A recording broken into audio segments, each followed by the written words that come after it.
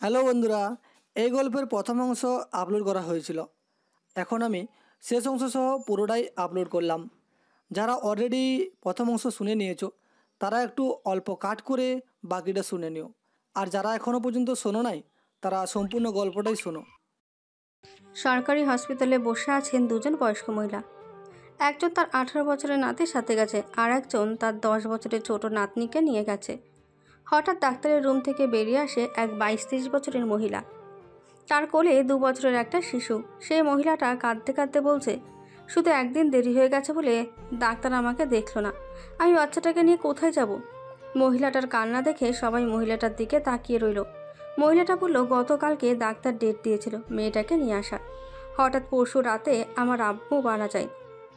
আমি সেখানে চলে গিয়েছিলাম, সে কারণে আসতে পারিনি। আজকে এসেছি, কিন্তু ডাক্তার আমার মেয়েকে দেখতে চাইছে না বলে মহিলাটা কান্নায় ভেঙে পড়ল।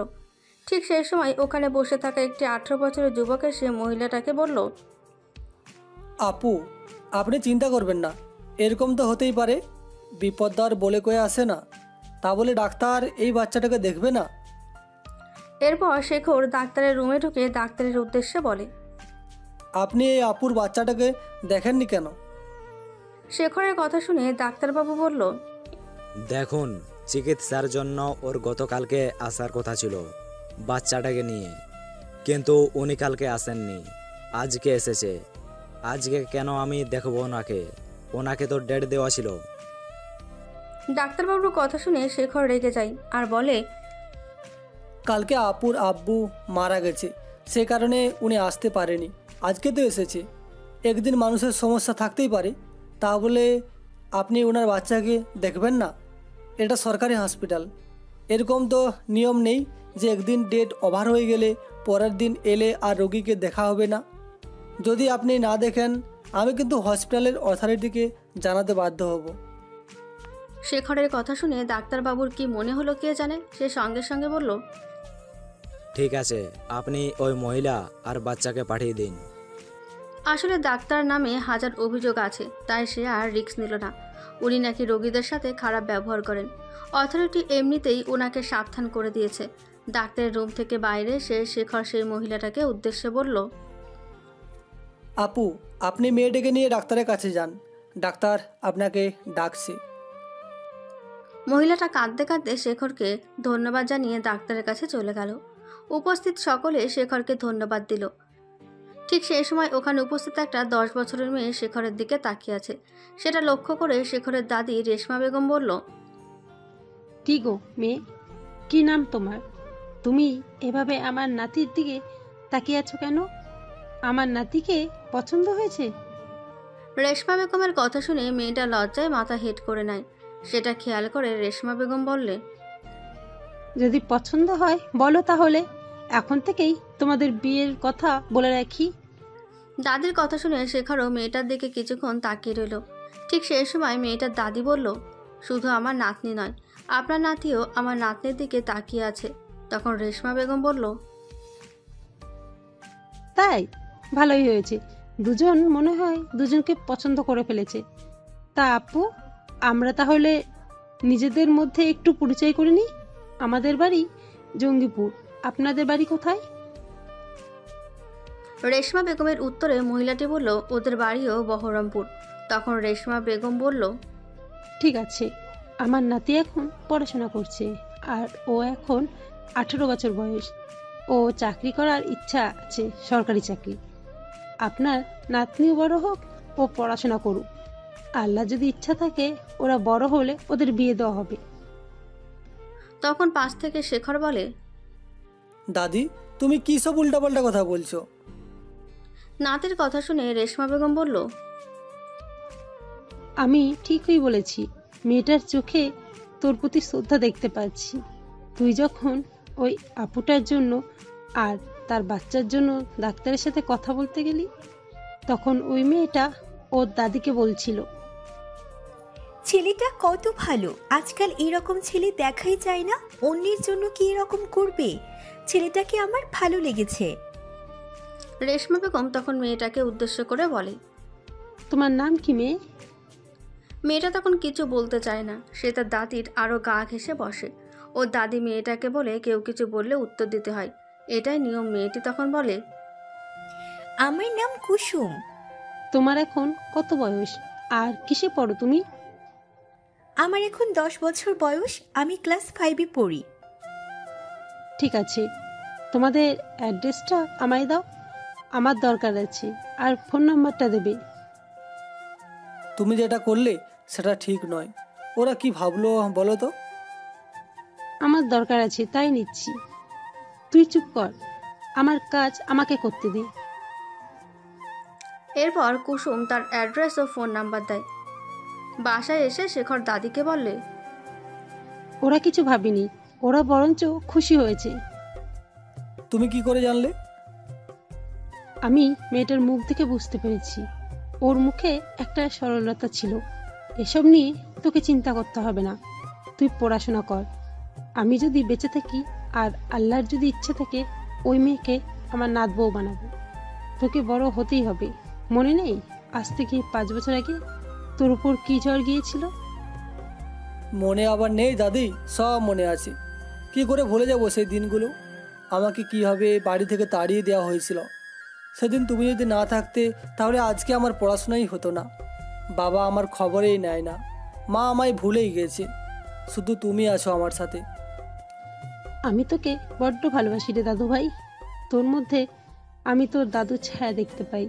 তোর দাদু তোর মতো প্রতিবাদী ছিল, যেখানে অন্যায় দেখতো সেখানে প্রতিবাদ করত।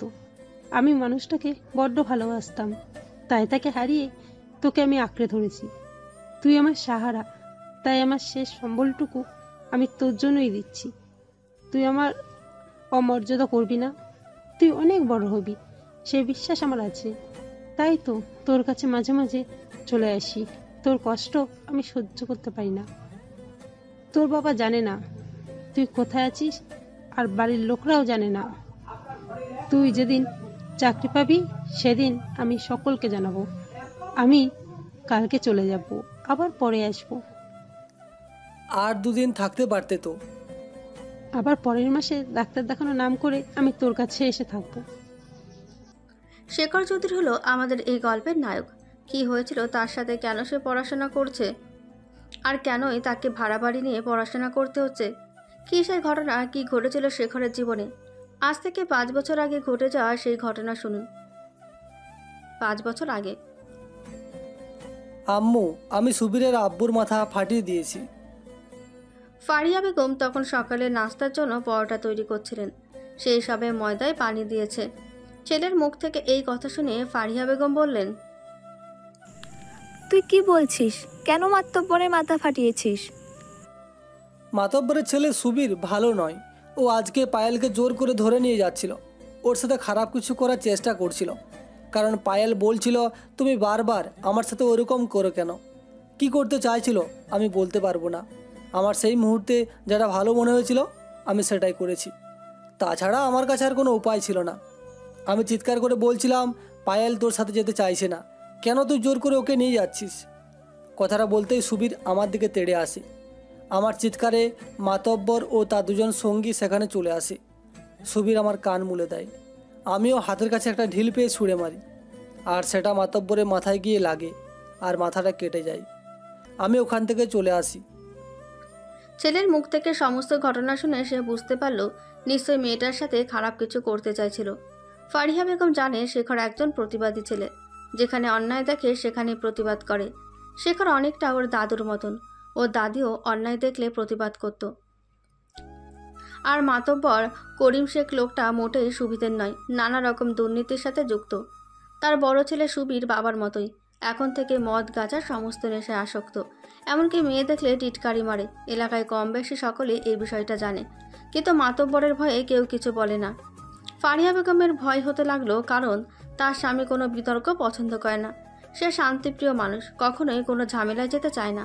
তবু সে ছেলেকে আশ্বস্ত করে বলল, ঠিক আছে শেখর, তুই যা, ভালো বুঝেছিস তাই করেছিস। তোর বাবা বাসায় আসুক, আমি বলবো। শেখরের বয়স এখন 13 বছর। তার বাবারা 3 ভাই। শেখরের বাবার নাম আজাদ চৌধুরী। আজাদ চৌধুরী পারিবারিক ব্যবসা দেখাশোনা করে। তার আরেক ভাই হোমিওপ্যাথি ডাক্তার, নাম নেহাল চৌধুরী। তার 1 ছেলে 1 মেয়ে। আরেক ভাই কর্মসূত্রে বাইরে থাকে।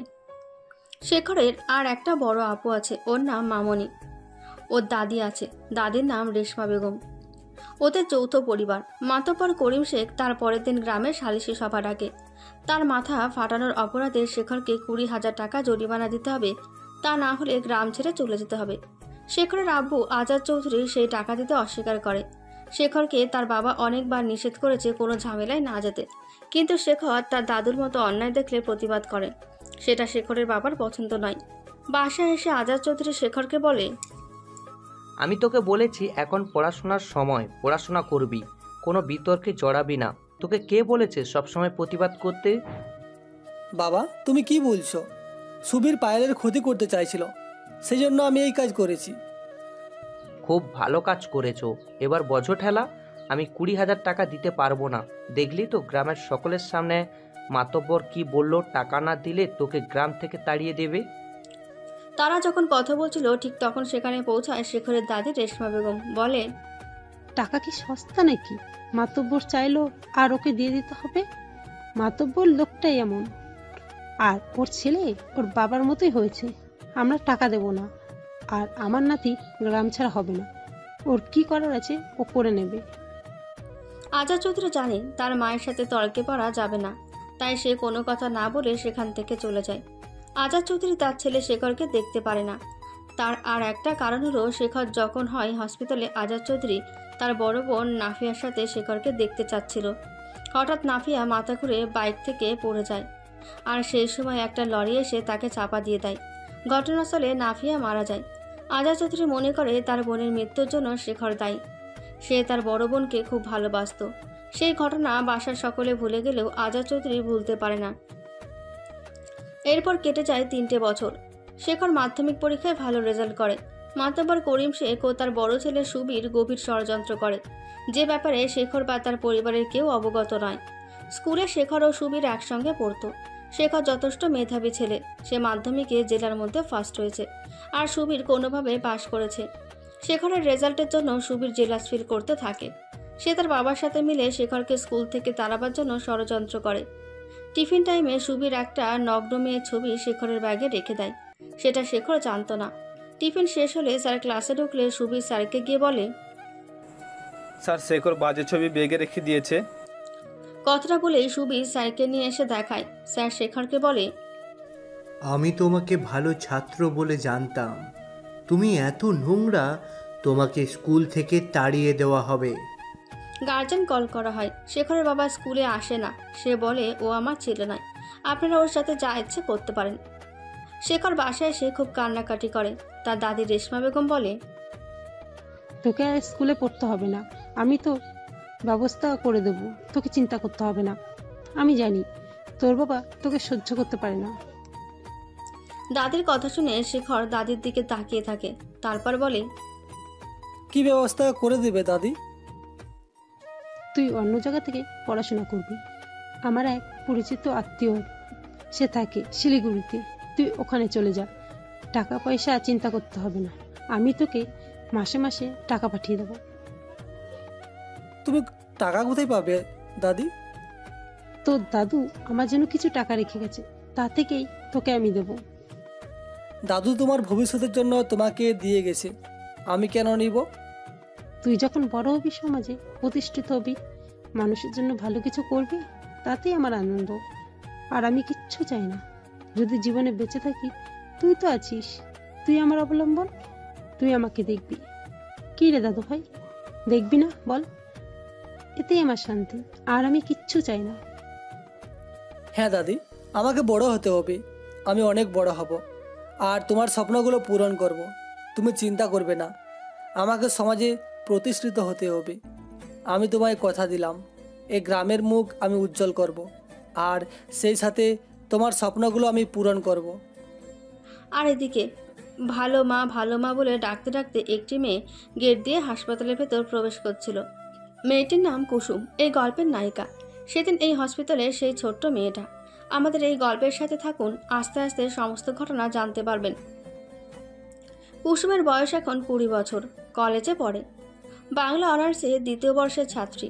গায়ের রং উজ্জ্বল শ্যামবর্ণ, চোখগুলি টানা টানা। এই চোখ দুটি তার মুখের সৌন্দর্য বাড়িয়ে দিয়েছে। মুখের মধ্যে একটা মায়া লুকিয়ে আছে, দেখলে যে কোনো মানুষের ভালো লেগে যাবে। তার একটা ছোট্ট ভাই আছে। ভালো মা বলে কুসুম এতক্ষণ যাকে ডাকছিল তিনি হলেন মীরা বেগম। এই হসপিটালে চাকরি করে। মেয়ের ডাক শুনে হন্তদন্ত হয়ে ছুটে এলেন মীরা বেগম। কেন ডাকছিস? তুমি সকালে কিছু না খেয়ে চলে এসেছো, তাই আমি রান্না করে তোমার জন্য খাবার নিয়ে এসেছি। তুই কলেজে যাবি না? হ্যাঁ যাবো তো, খাবারটা দিয়ে আমি কলেজে চলে যাব। কি রান্না করছিস? সবজি, ডাল, মাছের ঝাল, পটল ভাজা। ছোট্ট? হ্যাঁ ভালো মা, আমি খাইয়ে ওকে স্কুলে পাঠিয়ে দিয়েছি। ঠিক আছে, তুই সাবধানে যাবি। ঠিক আছে ভালো মা, আসছি। কুসুম গেটের সামনে আসতে দেখলো হসপিটালের গেট দিয়ে বড় একটা গাড়ি ঢুকছে। গাড়িতে সরকারি স্টিকার লাগানো আছে। গাড়িটা দেখে কুসুম কিছুক্ষণ দাঁড়িয়ে গেল। দেখলো একটি সুদর্শন যুবক গাড়ির ভেতর থেকে নামলো। যুবকটিও কুসুমের দিকে লক্ষ্য করলো। দুজন চোখাচোখি হলো। কুসুম মাথা নত করে সেখান থেকে চলে গেল। যুবকটিও হসপিটালের ভেতরে প্রবেশ করলো। এই যুবকটি হলো সেদিনের শেখর চৌধুরী। এখন ওর বয়স 28 বছর। উচ্চতা 6 ফুট, শ্যামবর্ণ। স্বাস্থ্য দপ্তরের নতুন অফিসার। এই হসপিটালে অনিয়মের অভিযোগ পেয়ে তদন্ত করতে এসেছে। রোগীদের নাকি নিম্নমানের খাবার দেওয়া হয়। এই ঘটনা নাকি দীর্ঘদিন ধরে চলছে।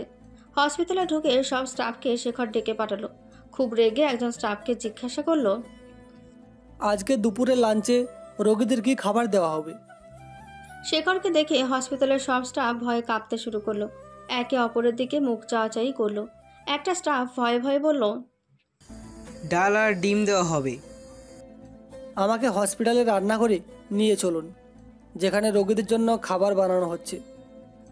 শেখরের এই কথা শুনে সে স্টাফ ভয় পেতে শুরু করলো। তবুও শেখরকে নিয়ে সে রান্নাঘরের দিকে গেল। রান্নাঘরের ভেতরে প্রবেশ করে শেখরের মাথায় রক্ত উঠে গেল। চারদিকে আরশোলা ঘোরাঘুরি করছে। পোকা চাল, সয়াবিনে পোকা দেখে শেখরের আরও রেগে গেল। দ্রুত রান্নাঘর থেকে বেরিয়ে অফিস ঘরে ঢুকলো। বলল, রোগীদের খাবারের দায়িত্ব কার হাতে? মীরা বেগম এগিয়ে গিয়ে বলল, স্যার, এই দায়িত্বটা বর্তমানে আমার হাতে। আমি দেখাশোনা করি। আজকে যে রাঁধুনি রান্না করে সে এখনো এসে পৌঁছায়নি বলে এখনো রান্না হয়নি। রান্না তো আর একজন করে না, আরও তো লোক আছে। তারা কি কেউ এখনো আসেনি? চলে তো আসছে, এখন কেন আসছে না বুঝতে পারছি না। এখানে মোট 6 জন রান্না করে। 6 জন রাঁধুনি, 6 জনেই অনুপস্থিত। দুপুর 1টায় লাঞ্চ দেওয়ার কথা, এখন অলরেডি 11টা বেজে গেছে। তাহলে ওদের খাবার কখন দেওয়া হবে? আর রান্নাঘরে তো অগোছালো কেন? হ্যাঁ, সরি স্যার, ভুল হয়ে গেছে। ওকে, আজকেই প্রথম এবং শেষ সতর্ক করছি। খুব তাড়াতাড়ি রান্নার ব্যবস্থা করুন। কোনো রোগীকে যেন না খেয়ে থাকতে হয়। রান্নাঘরটা পরিষ্কার করবেন। আমি কাজে কোনো গাফিলতি পছন্দ করি না। আমি নিয়মিত ভিজিট করব। আমার চোখ সর্বদা আপনাদের এই হসপিটালের দিকে থাকবে। যদি ভুল কিছু দেখি তাহলে আমার থেকে খারাপ আর কেউ হবে না। এই কথা বলে শেখর সেখান থেকে বেরিয়ে চলে গেল। এদিকে কলেজের সামনে আসতেই কুসুম দেখলো একটি গাড়ি তার দিকে ছুটে আসছে। কোনো কিছু বুঝে ওঠার আগে তাকে ধাক্কা মেরে খুব দ্রুত বেরিয়ে গেল সেখান থেকে। কুসুমের মাথায় ও হাতে আঘাত লাগে। মাথা কেটে রক্ত বেরোয়। ঠিক সেই সময় শেখর গাড়ি নিয়ে সেখান দিয়ে পাস হচ্ছিল। রাস্তায় ভিড় থেকে শেখর গাড়ি থেকে নেমে যায় ঘটনাস্থলের দিকে। এগিয়ে গিয়ে জিজ্ঞাসা করে, কি হয়েছে? এখানে এত ভিড় কেন? ঘটনাস্থলে উপস্থিত একজন ব্যক্তি বলে উঠল, কিছুক্ষণ আগে একটি গাড়ি এই মেয়েটিকে ধাক্কা দিয়ে চলে গেছে। ব্যক্তির কথা শুনে শেখর সের দিকে দৃষ্টিপাত করলো। দেখলো একটু মেয়ে যন্ত্রণায় কাতরাচ্ছে। শেখর ছুটে গেল এবং জিজ্ঞেস করলো, কি হয়েছে আপনার? খুব কষ্ট হচ্ছে? শেখরের কথা শুনে মেয়েটি শেখরের দিকে দৃষ্টিপাত করলো। শেখর মেয়েটিকে চিনতে পারলো। কিছুক্ষণ আগে হসপিটালে দেখা সেই মেয়েটি। মেয়েটি কোনো কথাই বলছে না, শুধু দু চোখ বেয়ে নোনা জল গড়িয়ে পড়ছে। তা দেখে শেখরের বুকের ভেতরটা মোচড় দিয়ে উঠল। কোনো কথা না বলে শেখর মেয়েটাকে কোলে তুলে নিয়ে গাড়িতে গিয়ে বসালো। দ্রুত হসপিটালের উদ্দেশ্যে রওনা হলো। সেখানে কিছুক্ষণ আগে ভিজিট করেছিল সেই হসপিটালে গেল। শেখরের কোলে কুসুমকে দেখে সব হসপিটালের স্টাফেরা অবাক হয়ে গেল। মীরা বেগম কাঁদতে কাঁদতে জিজ্ঞাসা করলো, কি হয়েছে কুসুম? মীরা বেগমের কথা শুনে শেখর বলল, কিছুক্ষণ আগে একটা গাড়ি ওকে ধাক্কা মেরেছিল। যন্ত্রণায় পথের ধারে কাতরাচ্ছিল। আমি দেখতে পেয়ে ছুটে যাই এবং ওকে হসপিটালে নিয়ে আসি। শেখর চিৎকার করে ডাক্তারবাবুকে ডাকে এবং বলে, এর দ্রুত ট্রিটমেন্টের ব্যবস্থা করুন। ডাক্তাররা দ্রুত চিকিৎসা শুরু করে দেয়। শেখর ওয়েটিং রুমে অপেক্ষা করতে থাকে। কিছুক্ষণ পরে ডাক্তারবাবু বেরিয়ে এলে শেখর ছুটে যায় এবং ডাক্তারবাবুকে জিজ্ঞেস করে, রোগীর কন্ডিশন কি? সে কোনো কথা শুনে ডাক্তারবাবু বলে, মাথাটা কেটে গেছে, কতগুলো স্ট্রেচ করা হয়েছে, আর বাঁ হাতে আঘাত লেগেছে। আমরা এক্স-রে করছি, কিছুক্ষণ পর রিপোর্টটা দেখে আদৌ ফ্র্যাকচার হয়েছে নাকি কনফার্ম করব। এখন একটা পেন কিলার দেওয়া হয়েছে, রোগী আপাতত রেস্ট নিচ্ছে। এটা শুনে শেখর বলল, ওকে ডাক্তারবাবু। এদিকে মীরা বেগম শেখরের সামনে কান্না করছে আর বলছে, ওরা দুই ভাই বোন আমার কলিজাও, ওরা ছাড়া আমার আর কেউ নেই, ওদের নিয়ে আমি বেঁচে আছি। এদিকে মেয়েটাকে দেখার পর থেকে শেখরের মনটা কেমন যেন খচখচ করছিল। বারবার মেয়েটার মায়াবী মুখটা তার চোখের সামনে ভেসে উঠছে। মনে মনে বলল, মেয়েটাকে দেখার পর থেকে কেন এরকম হচ্ছে? এ কেমন অনুভূতি আমি বুঝতে পারছি না। 28 বছরের জীবনে কম মেয়ের সংস্পর্শে তো যায়নি, কিন্তু এর আগে তো এরকম অনুভূতি জন্মায়নি। কিছু বুঝতে পারছি না, কাজে মন বসছে না, মেয়েটার কাছে ছুটে যেতে ইচ্ছে করছি। রাতে শেখর ডাক্তারবাবুকে ফোন করে জানতে পারে মেয়েটার বাঁ হাত ভেঙে গেছে, প্লাস্টার করা হয়েছে। এখন দিন কতক রেস্টে থাকতে হবে। পরের দিন সকাল 10টায় শেখর আবার হসপিটালে আসে। সবার আগে সেই কুসুমের কেবিনে ছুটে যায় কুসুমকে দেখতে। দেখলো মাথায় ব্যান্ডেজ করা আছে আর হাতটা প্লাস্টার করা আছে, চোখ বুজে বেডে শুয়ে আছে। শেখর কাছে গিয়ে হালকা কেসে জিজ্ঞেস করলো, কেমন আছো? শেখরের কথা শুনে কুসুম চোখ মেলে তাকালো, খুব ক্ষীণ কণ্ঠে জবাব দিল, ভালো আছি। একটা কথা জিজ্ঞাসা করব? কি? যে গাড়িটা তোমায় ধাক্কা মেরেছিল সেই গাড়ির নাম্বারটা কি তুমি দেখেছো বা ড্রাইভারকে তুমি দেখেছো? না স্যার, আমি একটু অন্যমনস্ক ছিলাম। ঠিক সেই সময় ঘটনাটা ঘটে, তাই আমি কিছু বুঝতেই পারিনি। ড্রাইভার বা গাড়ির নাম্বার আমি দেখিনি। ঠিক আছে, তুমি রেস্ট নাও, আমি আবারও আসবো। এই কথা বলে বাকি সব রোগীদের সাথে কথা বলে আজকে কি রান্না হবে, রোগীদের কি খাবার দেওয়া হবে জিজ্ঞাসা করে সেখান থেকে অফিসে চলে যায়। অফিসে গিয়ে শেখর একটা ফাইল খুঁজে পায় না, চারিদিকে খোঁজে। অফিসের একজন কর্মচারীকে ডেকে পাঠায় আর জিজ্ঞেস করে সেই ফাইলটা দেখছে কিনা। কর্মচারী টেবিলের ওপর শেখরকে দেখিয়ে দেয় আর বলে যে ফাইলটা টেবিলের ওপরে আছে। দ্রুত ফাইলের দিকে দৃষ্টিতে শেখর কর্মচারীকে চলে যেতে বলল আর নিজের মনে মুচকি হেসে উঠল। কর্মচারীটা সেখান থেকে চলে গেল। মনে মনে বলল, কাজে গাফিলতি আমি পছন্দ করি না, দায়িত্ব সম্পর্কে বরাবরই সচেতন, কিন্তু এই উদাসীনতার কারণ আমি কিছু বুঝতে পারছি না। সব কিছুর মাঝে কি ওই মেয়েটা? পরের দিন যথাসময়ে শেখর আবার হসপিটালে এলো। এসে প্রথমে কুসুমকে দেখতে গেল, জিজ্ঞেস করলো, কেমন আছো? আগের থেকে অনেকটা ভালো। কবে ছুটি দেবে সে ব্যাপারে ডাক্তারবাবু কিছু কি বলেছেন? আমি জানি না, ভালো মায়ের সাথে ডাক্তারবাবু কথা বলেছেন। ও আচ্ছা।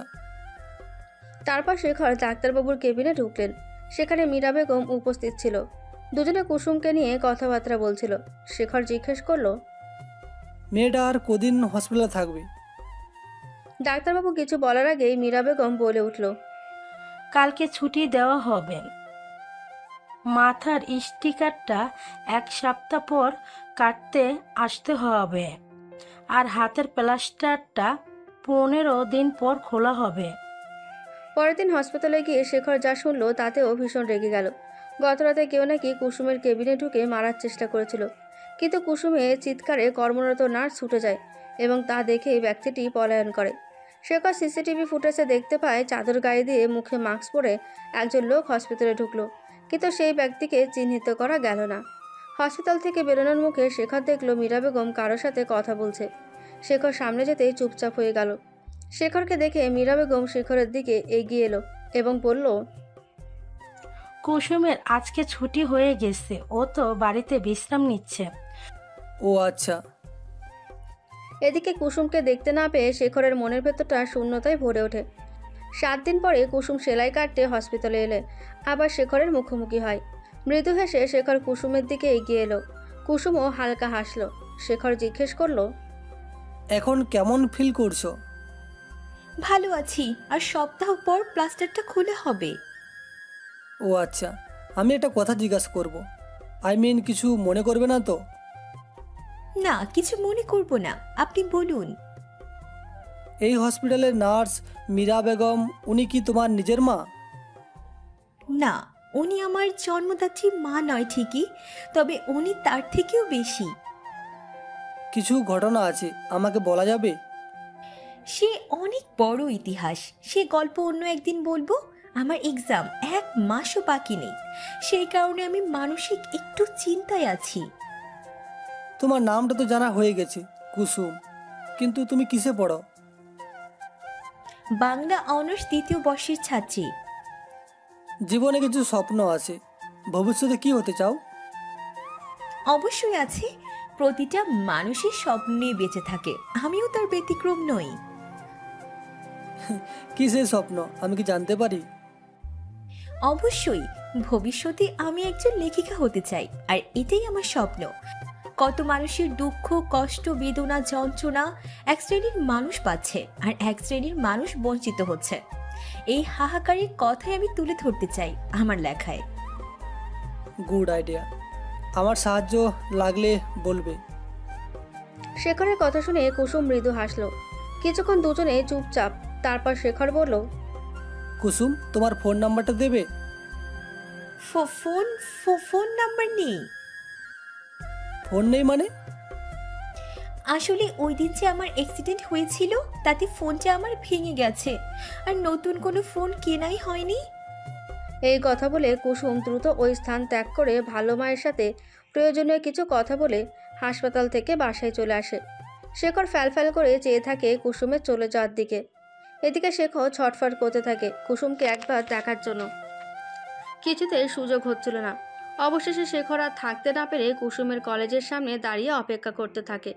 কিছুক্ষণ পর শেখর দেখতে পায় কুসুম দুটি বান্ধবীর সাথে গল্প করতে করতে কলেজের গেট দিয়ে বেরোচ্ছে। বান্ধবীগুলো হাত নেড়ে চলে গেল। কুসুম রাস্তা পার হয়ে এপারে আসছিল। শেখর লক্ষ্য করলো একটা গাড়ি খুব স্পিডে আসছে।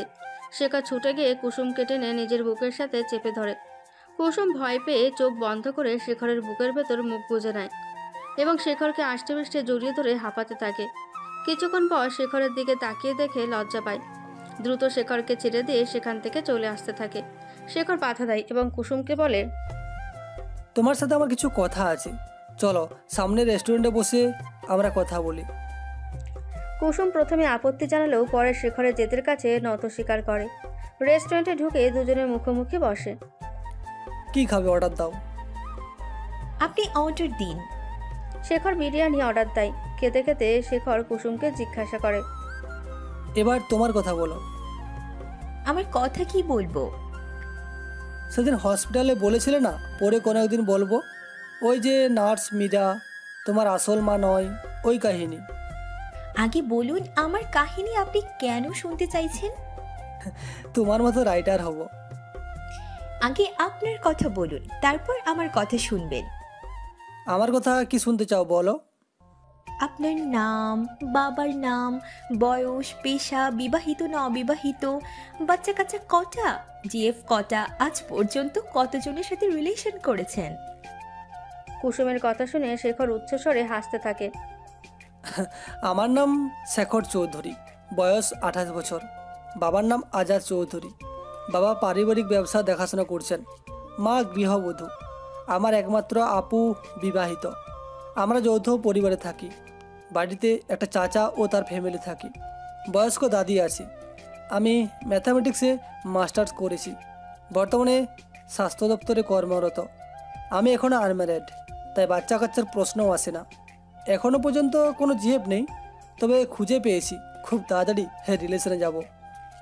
হঠাৎ করে শেখর কুসুমকে বলে, তুমি হবে আমার জিএফ? শেখরের কথা শুনে কুসুম লজ্জায় মাথা হেট করে নেয়। আমার খাওয়া শেষ হয়ে গেছে, আমি বাসায় ফিরবো, তা না হলে ভালো মা আর আমার ভাই চিন্তা করবে। এই কথা বলে কুসুম উঠে পড়ে। কুসুমের সঙ্গে সঙ্গে শেখরও উঠে পড়ে। খাবারের বিল মিটিয়ে গাড়ির দিকে রওনা হয়। তাহলে তোমার জীবন কথা আমার শোনা হলো না, আর তুমি আমার প্রশ্নের উত্তরও দিলা না। অন্য একদিন বলবো। গাড়িতে গিয়ে বসো, আমি তোমার বাসায় পৌঁছে দিচ্ছি। না স্যার, তা কি করে হয়? একদিন গেলে তো আবার রোজ রোজ যেতে ইচ্ছে করবে। পারবেন রোজ দিতে যেতে? তুমি যদি রাজি থাকো তাহলে এই কাজটা আমিই করব। এই কথা বলে শেখর গাড়ির দরজা খুলে দেয়। কুসুম আর আপত্তি করে না, ভেতরে গিয়ে বসে। শেখর কুসুমকে সিট বেল্টটা বেঁধে নিতে বলে, কুসুম তাই করে। শেখর গাড়ি ড্রাইভ করা শুরু করে। কুসুম, তোমার ফোনটা ঠিক করেছো? না, এখনো ঠিক হয়নি। কিন্তু কেন? আসলে ফোনটা সারানো যাবে না, নতুন ফোন কিনতে হবে।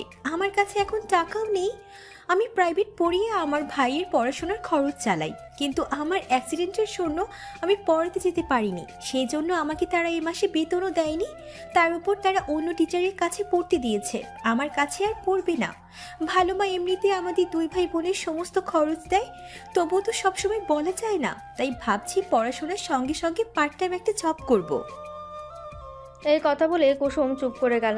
আবার কিছুক্ষণ পরে বলল, স্যার, আপনাকে একটা কথা বলবো? হ্যাঁ, বলো। আমাকে একটা কাজ দেখে দেবেন, খুব দরকার। এই কথা বলতে বলতে কুসুমদের বাসার সামনে গলিটায় চলে আসে।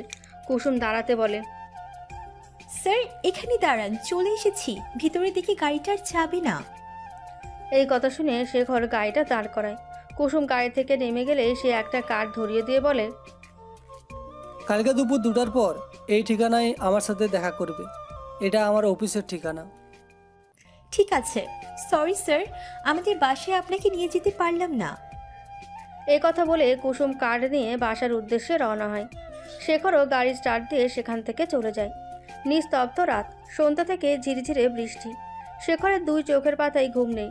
সে ভাবছে, এত সরল ছেলে মানুষই একটা মেয়েকে তাকে বারবার অ্যাটাক করছে। এটা আদৌ দুর্ঘটনা না কিছু রহস্য?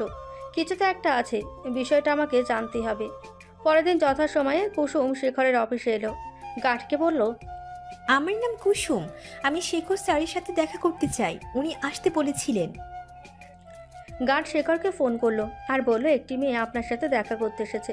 মেয়েটার নাম কুসুম বলছে। ঠিক আছে, ওনাকে ভিতরে বসতে বলুন। আমি একটু জরুরি মিটিংয়ে আছি, কিছুক্ষণ পর ডেকে নিচ্ছি। গার্ড কুসুমকে বলে, ম্যাম, আপনি এখানে একটু ওয়েট করুন। স্যার একটা জরুরি মিটিংয়ে আছে, কিছুক্ষণ পরে আপনাকে ডেকে নিচ্ছে। কিছুক্ষণ পর শেখর গার্ডকে ফোন করে কুসুমকে তার কেবিনে পাঠাতে বলে। কুসুম দরজা নক করে। May I come in sir? Yes, coming. Kusum প্রবেশ করলে শেখর ইশারায় কুসুমকে বসতে বলে। কুসুম, কি খাবে বলো? স্যার কিছু খাবো না। আপনি আমাকে কেন দেখা করতে বলেছিলেন? তুমি চাকরি চেয়েছিলে না, একটা চাকরির ব্যবস্থা করেছি, সেই কারণেই বলেছিলাম। কি চাকরি স্যার? আমার মামাতো ভাই আর দুটো ছেলে মেয়ে আছে, ওরা কিন্ডারগার্টেনে পড়ে, খুব দুষ্টু, ওদেরকে পড়াতে হবে। পারবে? হ্যাঁ স্যার, পারবো। কোথায় থাকে ওরা? তোমাদের বাসা থেকে দূরে নয় খুব। চলো তাহলে আমার সাথে, আজকে গিয়ে কথা বলে আসবে। এই কথা বলে শেখর উঠে পড়ল। কুসুম সঙ্গে সঙ্গে উঠে পড়ল। কিছুক্ষণ পর শেখর তার ভাইয়ের বাসায় পৌঁছালো। Calling bell টিপল। কলিং বেলের শব্দ পেয়ে শেখরের ভাবি সাধনা বেগম দরজা খুলে শেখরকে দেখতে পেয়ে একগাল হেসে বলে, কি গো শেখরজি, ভুল করে এই বাসায় এসে পড়েছো? শেখরের পাশে কুসুমকে দেখতে পেয়ে তার দৃষ্টি যায়, সে চুপ করে যায়। শেখর বলে, ভিতরে যেতে বলবে না? হ্যাঁ, এসো ভিতরে বসো। আপনার বাচ্চাদের নতুন টিচার, আপনি বলেছিলেন না একটা টিচার দেখে দিতে বাচ্চাদের জন্য, নিয়ে এসেছি, কথা বলে নাও। সাধনা বেগমকে দেখে কুসুম সালাম জানায়। তোমার নাম কি? কুসুম। আমার একটি ছেলে একটি মেয়ে, একজনের বয়স 7 বছর, একজনের 5 বছর। দুজনেই খুব দুষ্টু। তুমি দেখো কথা বলে তোমার ছাত্রছাত্রীদের সাথে। বলে সাধনা বেগম বাচ্চাদের পাশের ঘর থেকে নিয়ে এলেন। কুসুমের সামনে গিয়ে বললেন, তোমাদের নতুন টিচার, সালাম করো। বাচ্চারা সালাম করতে গেলেই কুসুম তাদের নিজের কাছে নিয়ে আসে। জড়িয়ে ধরে কি নাম জিজ্ঞেস করে। বাচ্চারা বলে, ছেলেটি বলে তার নাম নীলু এবং মেয়েটি বলে তার নাম নিপা। এরপর সাধনা বেগম রান্নাঘরে নাস্তা বানাতে যায়। শেখরও ভাবির পিছু নেয়, গিয়ে বলে, ভাবি, আমি আপনাকে যে কাজটা দিয়েছি সঠিকভাবে করতে পারবে তো? তা না হলে ভাইয়ার সাথে আপনার ব্রেকআপ করিয়ে দেব। খুব রোমান্টিক মুডে আছো মনে হয় শেখরজি, এরই মধ্যে এত টান। ঠিক আছে, আমি সব ব্যবস্থা করছি, তুমি চিন্তা করবে না। এরপর ওদের মধ্যে টুকিটাকি কিছু কথা হয়। ভাবি, আমাকে এবার ফিরতে হবে, রাত হয়ে যাবে। ঠিক আছে, একটু দাঁড়াও। এই কথা বলে সাধনা বেগম ঘরের ভেতরে যায়। 20,000 টাকার বান্ডিল এনে কুসুমকে দেয়। কুসুম টাকাটা দেখে বলে, কি ব্যাপার, এত টাকা? তোমার মাইনের অ্যাডভান্স। আমি তো এখনো পড়াই শুরু করলাম না, আগে দেখুন আমার পড়ানো পছন্দ হয় কিনা, তারপর তো দেবেন। ঠিক আছে, তোমাকে আমার পছন্দ হয়েছে, তুমি পারবে আমার বাচ্চাদের ভালো করে পড়াতে। এতে 20,000 টাকা আছে, তুমি একটা ভালো মোবাইল কিনবে আর নাম্বারটা অবশ্যই আমাকে দিবে। কুসুমের টাকার খুব প্রয়োজন ছিল, তাই সে আর আপত্তি করেনি। ঠিক আছে ভাবি। আসলে টাকাটা ভাবির হাত দিয়ে কুসুমকে শেখর দিচ্ছে। কুসুম নিতে চাইবে না বলে এটাই শেখরের উদ্দেশ্য। এরপর শেখর ও কুসুম ওখান থেকে বিদায় নেয়। শেখর কুসুমকে বলে, চলো মার্কেটে যাব, একটা ভালো মোবাইল কিনে দেবো তোমায়। ঠিক আছে, চলুন। এরপর শেখর কুসুমকে নিয়ে মার্কেটে যায়, একটা ভালো মোবাইল কিনে দেয়। নাম্বারটা শেখর তার ফোনে সেভ করে নেয় আর বলে, আমি কিন্তু ফোন করব, তুমি কিন্তু রিসিভ করবে, তা না হলে খুব খারাপ হয়ে যাবে। ঠিক আছে স্যার, একটা কথা জিজ্ঞাসা করব? হ্যাঁ বলো। আপনার ভাইয়াকে তো দেখলাম না। উনি কর্মসূত্রে বাইরে থাকে, মাসে 2বার আসেন এবং ফ্যামিলির সাথে সময় কাটান। এদিকে কুসুমকে মারার চেষ্টায় বারবার ব্যর্থ হচ্ছে দেখে ষড়যন্ত্রকারীরা তাদের পরবর্তী পরিকল্পনা পাল্টানোর সিদ্ধান্ত নেয়। হ্যালো করিম জি, কেমন আছেন? ভালো নেই। কবে আমাদের লক্ষ্য পূরণ হবে? কাজটা ঠিকঠাক করতে পারবে তো? আমি চেষ্টা করছি। দেখো, আমি 2 ভাই বোনকে অনেক বিশ্বাস করে তোমাদের হাতে তুলে দিয়েছি। আশা করি তুমি কাজটা পূরণ করবে। অনেক দিন তো হয়ে গেল, এবার তো তোমার সময় এসেছে। আমি দেখেছি। আর অপেক্ষা নয়, এবার লক্ষ্য পূরণ করার দিন এসেছে। কুসুমকে বারবার অ্যাটাক করার টার্গেট আর কেউ নয়, ওর পালিত মা মীরা বেগম আর ওর নিজের মামা করিম শেখ। কুসুমের বাবা মা ও ওর ফ্যামিলির লোকেরা আত্মীয় বাড়ি যাচ্ছিল, সেখানে রোড অ্যাক্সিডেন্টে তারা মারা যায়। তারপর করিম চৌধুরী ভাগনা ভাগ্নির দায়িত্ব নিজের হাতে তুলে নেয়। মীরা বেগম হলো করিম শেখের বান্ধবী। হসপিটালের কাজটা করিম শেখ দিয়েছে মীরা বেগমকে। আইন মেনে কুসুম ও তার ভাইকে দত্তক নিয়েছে মীরা বেগম। মীরা বেগম যাকে দায়িত্ব দিয়েছিল কুসুমকে মারার জন্য, মীরা বেগম তাকে ফোন করে জানায়, মেয়েটাকে আর মারতে হবে না। মেয়েটা দেখতে শুনতে ভালো আছে, বয়স কম, কোনো দালালের কাছে বিক্রি করে দেব, মোটা দাম পাবো। তুমি বরং ওর ছোট ভাইটাকে মেরে ফেলো। এই কথা শোনার পর অপর ব্যক্তি বলল, ঠিক আছে। বাবা, তুমি মীরা আন্টিকে বলেছো? হ্যাঁ, আমি মীরাকে বলেছি। মীরা বলল চেষ্টা করেছে। আন্টি যদি না পারে তাহলে বলে দিক, আমার লোক আছে, আমি ব্যবস্থা করে নেব। দেখা যাক না, দেখতে দেখতে প্রায় 10 বছর হয়ে গেল। কাজটা ভালোই হয়ে গেলে অনেক টাকা পাওয়া যাবে। 2 ভাই বোনের নামে অনেক টাকা পলিসি করা আছে, প্রতি মাসে মাসে সেই টাকা এমনি দিচ্ছি। তাহলে ওই 2 ভাই বোনকে বাঁচিয়ে রেখে আর লাভ কি? এবার মেরে ফেলা হোক। কিছুদিন পর কুসুম সাধনা ভাবিকে ফোন করে বলে, আসসালামু আলাইকুম ভাবি, আমার শরীরটা আজ ভালো লাগছে না ভাবি, আমি আজ পড়তে যেতে পারবো না, অন্য কোনো একদিন পড়িয়ে দিব। ওয়ালাইকুম আসসালাম। ঠিক আছে, কি হয়েছে তোমার? ডক্টর দেখিয়েছো? আমার গা হাত পা ব্যথা করছে, মাথা টিপ টিপ করছে। কয়েকদিন আগে বৃষ্টিতে ভিজেছি, সেই কারণে হয়তো হয়েছে। হালকা সমস্যা, মা ওষুধ দিয়েছে, খেয়েছি, আশা করি কমে যাবে। ঠিক আছে, দোয়া করি তাড়াতাড়ি সুস্থ হয়ে ওঠো। ঠিক আছে, রাখলাম ভাবি। বলে ফোন কেটে দিয়ে কুসুম কিছুক্ষণ চুপ করে শুয়ে থাকে। ভালো মা হসপিটালে, ভাই স্কুলে, আর মনে মনে চিন্তা করছে ভাইকে ভালো করে মানুষ করতে হবে, পরিবারের কথা ভাবতে হবে। সব কিছু শেষ করে দিল সেই দিনের সেই ভয়াবহ দুর্ঘটনা। বাবা মা, দাদু দাদি, চাচু, তার প্রিয় মানুষগুলো তার থেকে দূরে চলে গেল। বাবার আদর, মায়ের স্নেহ, দাদুর কোলে চেপে মেলায় ঘুরতে যাওয়া, দাদির সাথে খুনসুটি, কতই না ভালো ছিল সেই দিনগুলো। এখন শুধু এই ছোট্ট ভাইটাই তার অবলম্বন। মামা যদি সেদিন পাশে না দাঁড়াতো, সুবীর ভাইয়া যদি না থাকতো, ভালো মা যদি সেদিন আশ্রয় না দিত, আজ কোথায় হারিয়ে যেত? পৃথিবী থেকে বিলুপ্ত হয়ে যেত দুই ভাই বোনের অস্তিত্ব। আর কিছু ভাবতে পারল না। তার দু চোখ জলে ভরে গেল। পড়াশোনা শেষ করে ভালো চাকরি করতে হবে, আর যে স্বপ্ন লেখিকা হবে তা পূরণ করতে হবে। আমাদের মতো অসহায় মানুষের কথা তুলে ধরবো। ভাবতে ভাবতে কখন যে কুসুম ঘুমিয়ে পড়েছে। হঠাৎ ঘুম ভাঙে ফোনের রিংটংয়ে। ফোনটা রিসিভ করে। আসসালামু আলাইকুম, কে বলছেন? ওয়ালাইকুম সালাম। কি হয়েছে তোমার? শরীর খারাপ? কুসুম প্রথমে কিছু বুঝতে পারে না, পরে কিছুটা স্বাভাবিক হয়ে বলে, না সেরকম কিছু নয়, একটু গা হাতে ব্যথা, মাথা টিপ টিপ করছে। কদিন আগে বৃষ্টিতে ভিজেছিলাম সেই কারণে। কিছু খেয়েছো? হ্যাঁ খেয়েছি। ওষুধ খেয়েছো? হ্যাঁ খেয়েছি। আসলে ভাবি ফোন করে বলল তোমার নাকি শরীর খারাপ, পড়াতে যেতে পারবে না। হ্যাঁ একটু সুস্থ হলে পড়াতে যাব। আপনি কি করছেন? আমি অফিসে আছি। আজকে ভিজিট করতে যাবেন না? হ্যাঁ যাব, তোমার ভালো মেয়ের হসপিটালে। কখন? সম্পূর্ণ সিক্রেট ম্যাডাম, বলা যাবে না। শেখরের কথা শুনে কুসুম হেসে ওঠে। কিছুক্ষণ দুজনেই চুপচাপ। আমার সাথে ঘুরতে যাবে কুসুম? কোথায়? চলো না, দুজনে কোথাও হারিয়ে যাই। মজা করছেন? মজা নয়, আমি সিরিয়াস। আর আমার সাথে ঘুরতে গেলে আপনার জিএফ যদি কিছু বলে? বলবে না, সে তো আমার সাথেই থাকবে। ঠিক আছে, আপনি ঠিক করুন কবে যাবেন। আপনার জিএফের সাথে আলাপ করার আমার খুব ইচ্ছা। সেই সময় শেখরের ফোনে একটা জরুরি ফোন আসে। রাখছে বলে শেখর ফোনটা কেটে দেয়। কিছুক্ষণ পর কুসুমের ছোট ভাই ছোট্টু স্কুল থেকে বাসায় ফেরে। আপুকে জড়িয়ে ধরে বলে, জানো আপু, আজকে আমাদের ক্লাসে কি হয়েছে? কি হয়েছে? আমাদের ক্লাসে টিনা বলে একটি মেয়ে আছে।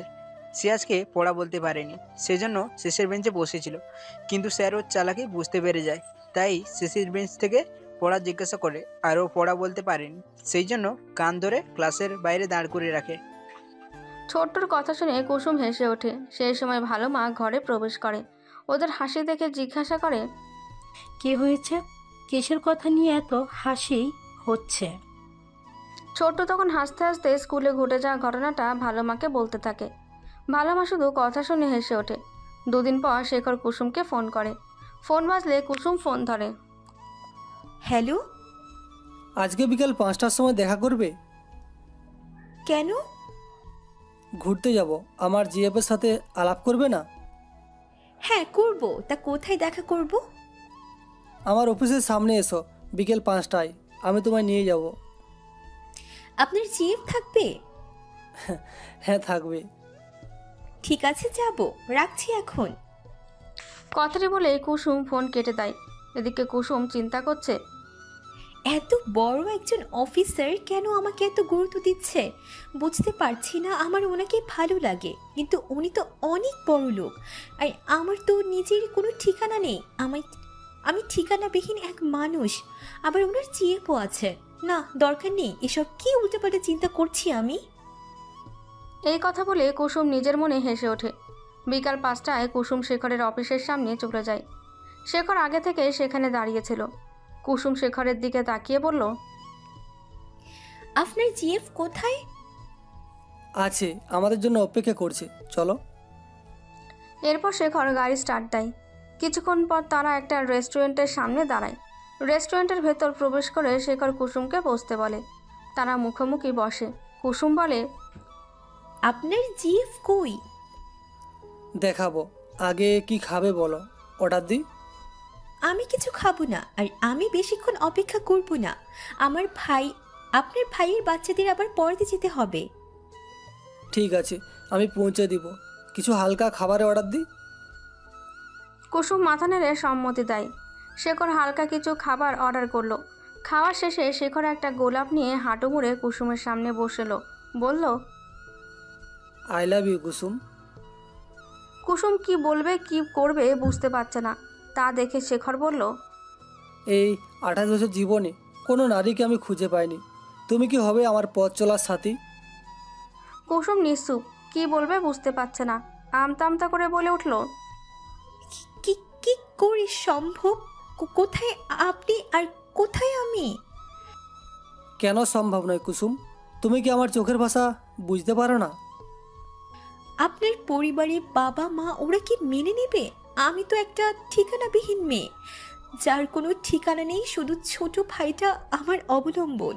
ভালো মা অনেক কষ্টে আমাদের মানুষ করেছেন, তার প্রতি একটা দায়িত্ব আছে আমার। তুমি শুধু হ্যাঁ বলো, বাকিটা আমার দায়িত্ব। আমাকে কিছুটা সময় দিতে হবে। ভালো মায়ের সাথে আমি কথা বলবো। তুমি সত্যি করে একটা কথা বলো তো, আমাকে কি তোমার ভালো লাগে না? আপনার মতো মানুষকে কোনো মেয়ের ভালো লাগবে না বলুন? তবু আমাকে কিছুটা সময় দিন। আমি কিন্তু ভীষণ আশাবাদী, উত্তরটা আশা করি হ্যাঁ হবে। কুসুম শুধু মুচকি আসলো। তারপর শেখর কুসুমকে ভাবির বাসায় পৌঁছে দিল। এর কিছুদিন পর কুসুমের ফোনে তার ভাইয়ের স্কুল থেকে এক টিচার ফোন করে জানায় যে তার ভাইয়ের অ্যাক্সিডেন্ট হয়েছে, হসপিটালে ভর্তি করা হয়েছে, অবস্থা ক্রিটিক্যাল। কুসুম হসপিটালের নামটা জেনে নেয়। তার মা যেখানে চাকরি করে সেই হসপিটালে ভর্তি করা হয়েছে। শেখরকে একটা মেসেজ দিয়ে কুসুম দ্রুত সেখানে রওনা হয়। সেখানে গিয়ে দেখে তার ভাইয়ের পুরো শরীরটা একটা সাদা চাদরে চাপা দেওয়া আছে, আর তার ভালো মা ভাইকে ধরে কাঁদছে। তা দেখে কুসুম স্থির থাকতে পারে না। ছোট্ট ভাই আমার বলে সেখানেই জ্ঞান হারায়। জ্ঞান ফিরতে কুসুম চিৎকার করে কাঁদতে শুরু করে। কুসুমের অবস্থা খারাপ দেখে ডাক্তার কুসুমকে ঘুমের ইঞ্জেকশন দেয়। এদিকে হসপিটালে শিখর প্রবেশ করে দেখে কুসুমের ভাইয়ের লাশটা পড়ে আছে, আর কুসুম অচৈতন্য হয়ে হসপিটালের বেডে শুয়ে আছে। কুসুমকে দেখে শেখরের বুকের ভেতরটা মোচড় দিয়ে ওঠে। সে নিদ্রামগ্ন কুসুমের মাথায় হাত দিয়ে কপালে স্নেহের চুম্বন এঁকে দেয়। হসপিটালের একটা রুমের ভেতর কিছু দেখে শেখরের সন্দেহ জাগে। তার মনে হয় কুসুমের ভাইয়ের মৃত্যু স্বাভাবিক নয়। শেখরকে দেখে তার ভালো মা ছুটে আসে, কাঁদতে কাঁদতে বলে, আমাদের কি সর্বনাশ হলো বলুন তো স্যার? আপনার ব্যাপারে কুসুম আমাকে সব বলেছে। কুসুম ও আপনাকে পছন্দ করে। শেখর একটু রাগ মিশ্রিত কণ্ঠে বলে, পরে এসব ব্যাপারে কথা হবে। কথাটা বলে শেখর সেখান থেকে চলে যায়। ছোট যে স্কুলে পড়তো সেই স্কুলের স্যারের সাথে দেখা করে আর বলে, আমি শেখর চৌধুরী, আমি একজন স্বাস্থ্য দপ্তরের অফিসার। আপনাদের স্কুলে যে ছাত্রটি অ্যাক্সিডেন্ট করে মারা গেছে তার ফ্যামিলি আমার পরিচিত। যদি দয়া করে যেখানে ঘটনাটা ঘটেছে সেখানে আমাকে নিয়ে যান তাহলে আমার ভালো হবে। শেখরের মুখ থেকে সব কথা শুনে স্কুলের স্যার বলে, হ্যাঁ আমি যাব বলে দুজনে ঘটনাস্থলে যান। আশেপাশে দোকানের সমস্ত সিসিটিভি ফুটেজ চেক করে দেখে একটা গাড়ি স্কুলের গেটের কিছুটা দূরে অনেকক্ষণ থেকে দাঁড়িয়েছিল। গেটের সামনে ছোট্টু তার বন্ধুদের সাথে গল্প করছিল। বাকি বন্ধুদের তার মায়েরা আনতে আসে। তারা মায়ের সাথে চলে যায়। ছোট্টু তখন একা হেঁটে বাড়ি আসছিল। সেই সময় গাড়িটি খুব দ্রুত ছোট্টুকে পিষে দিয়ে চলে যায়।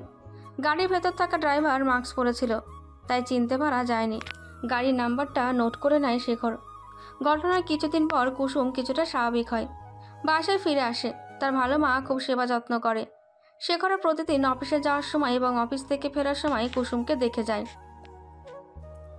কুসুমকে দূরে সরিয়ে রাখা ঠিক নয়, যে কোনো সময় ওর বিপদ হতে পারে। আমার বাবা মা বিয়ের জন্য চাপ দিচ্ছে। আমি এই সুযোগে বাবা মাকে কুসুমের কথা বলবো। আশা করি বাবা মা আপত্তি করবে না। আমি তাদের একমাত্র ছেলে। এরই মাঝে কুসুম একদিন হঠাৎ করে অসুস্থ হয়ে পড়ে। তাকে আবারও হসপিটালে ভর্তি করা হয়। খবর পেয়ে ছুটে যাই সেখানে। কার রাতে আমি কুসুমের সাথে কথা বলেছি। ও তো ভালোই ছিল, আজ আবার কি হলো? হঠাৎ করে অসুস্থ হয়ে গেল। আমি কি করে জানবো? এরা দুই ভাই বোন তো আমার নিজের সন্তানের মতো। এরা আমার কলিজা। ছেলেটা ফাঁকি দিয়ে চলে গেল।